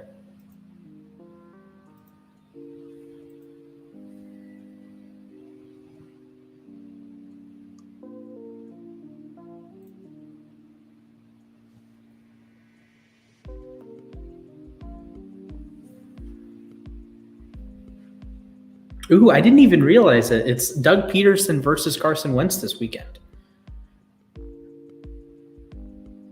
Didn't realize. Wow. Huh. That is not a matchup that particularly interests me. Really? That's a Super Bowl winning coach and the quarterback that nearly won the It MVP. is, but I hate Carson Wentz. And I don't really like Doug Peterson that much either. And it's like the Jaguars, it's like Sure. 2 franchises that have had sketchy moments as of late. All right. Higbee, It doesn't really incomplete. appeal to me. Oh, what a play. What a play by, I think that's Rousseau. 6'7", uses all of his frame there to bat that pass. Are the Rams? Please, for the love of all things holy, don't throw it to Tyler Higbee. Don't throw it to Tyler Higbee, and I will be a happy man.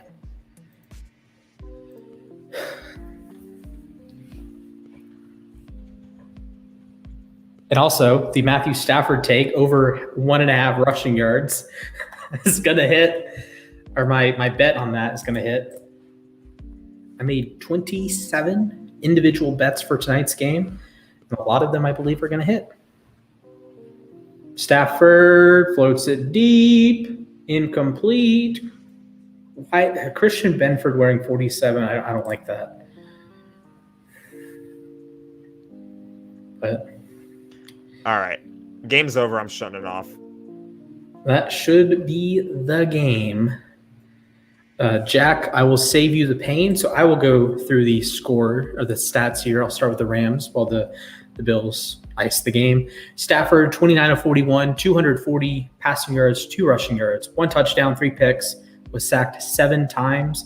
On the ground, Henderson, 13 for 47, Powell, 1 for 3, Stafford, 1 for 2, Akers, 3 for 0. Receiving game, Kupp, 13 for 128 and a touchdown, Higbee, 5 for 39, Henderson, 5 for 26, Skowronek, 4 for 25, Robinson, 1 for 12, Powell, 1 for 10, Atwell, 0 for 0. And now it's time to answer some takes. Josh Allen throws 2 second-half touchdowns and the Bills win. That would be correct. Rams win. That would be incorrect. Bills win. That would be correct. Bills beat the Rams by at least 4 points. That checks out. 125 points in the pot. Stafford throws for 300 yards. Nope. Higbee and Knox both score touchdowns. Nope, neither. Higbee and Knox combined for 12.5 PPR points or fewer. That is correct. Devin Singletary is the highest scoring back. That would be a negative, as Henderson had 73 yards to Singletary's 62, and he had more catches.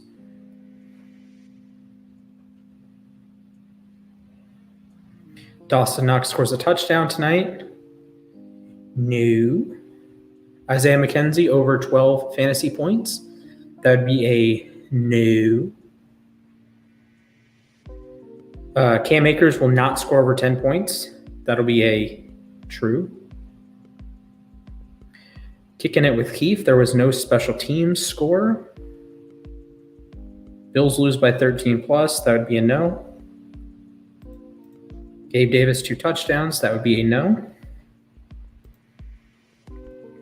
Josh Allen throws 2 touchdowns and Bills win. Yep. Stafford throws 3 passing touchdowns. That would be a no. Allen Robinson over 16.5 PPR points. Disagree. Kupp, Robinson, Henderson to score. Only one of them scored. Sorry, Jack. Both Bills and Rams will have an outright lead tonight. That would be a no. Bills beat the Rams. That'd be a yes. Let's see any other ones. I'm gonna sneeze here. Solid echoing sneeze. Josh Allen rushing touchdown. Tyler Bass 2 field goals and 1 Von Miller sack. That would just be 1 field goal for Tyler Bass.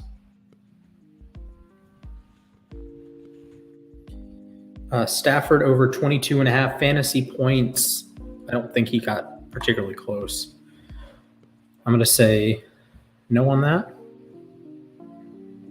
Let's see. So about 10 for the yardage, 14, then a bunch of picks. So no. I will say it is a little suspect that Buffalo, it feels like a lot of people all over the place are starting to call Buffalo invincible right now. Mm-hmm. 4 turnovers is never a good look. Your offense did enough to make up for it if you're Buffalo, but 4 turnovers is, or I guess your defense, I'll say, but 4 turnovers is a yikes. And valid. It's just,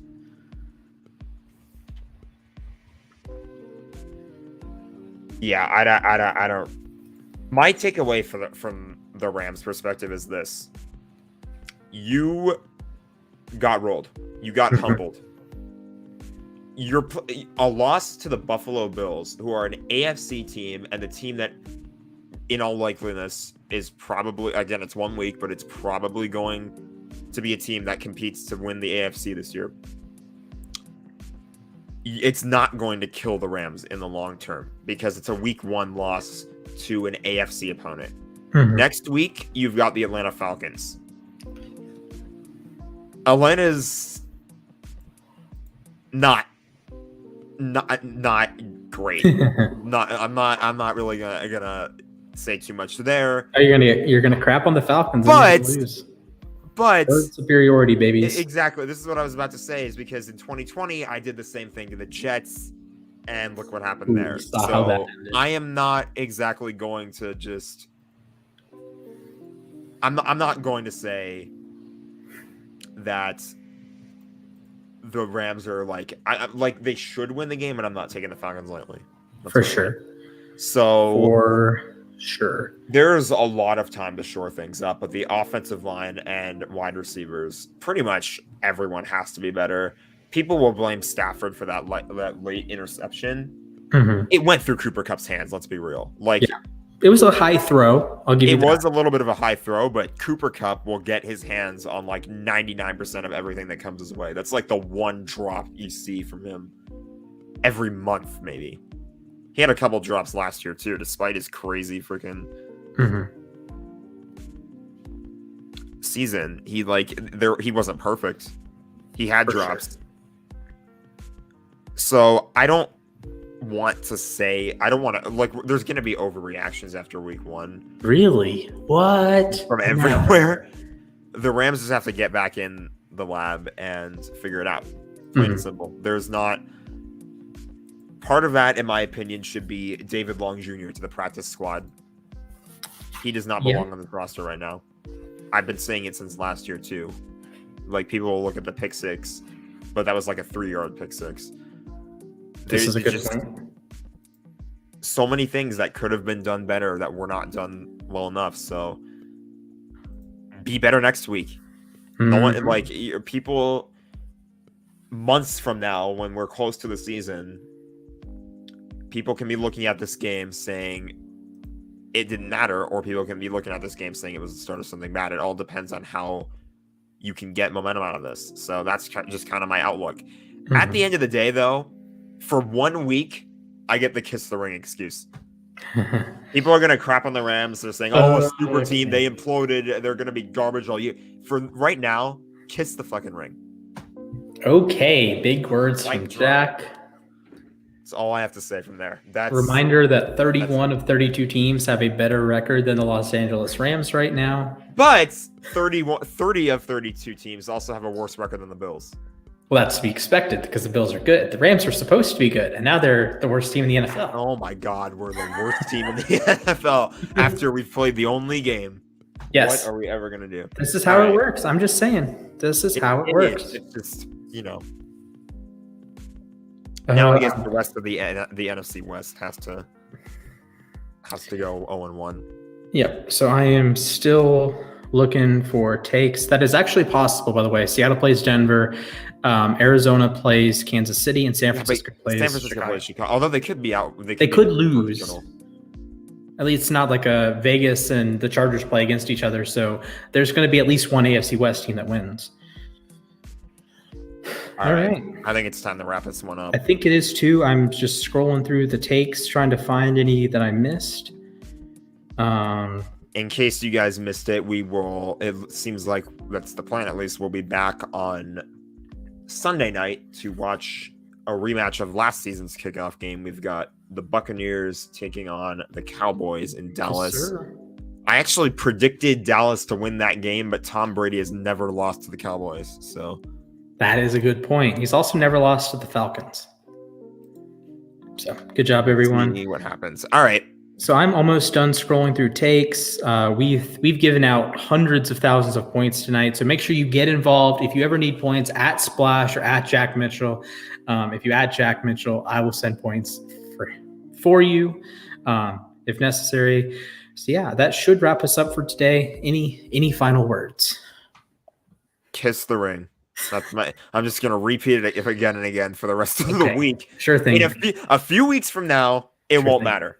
Okay. Yeah, it won't matter. But for now, we at least got to celebrate a Super Bowl banner tonight. So guess how many points I have? 69,000. 59,000. Very close. Oh, close.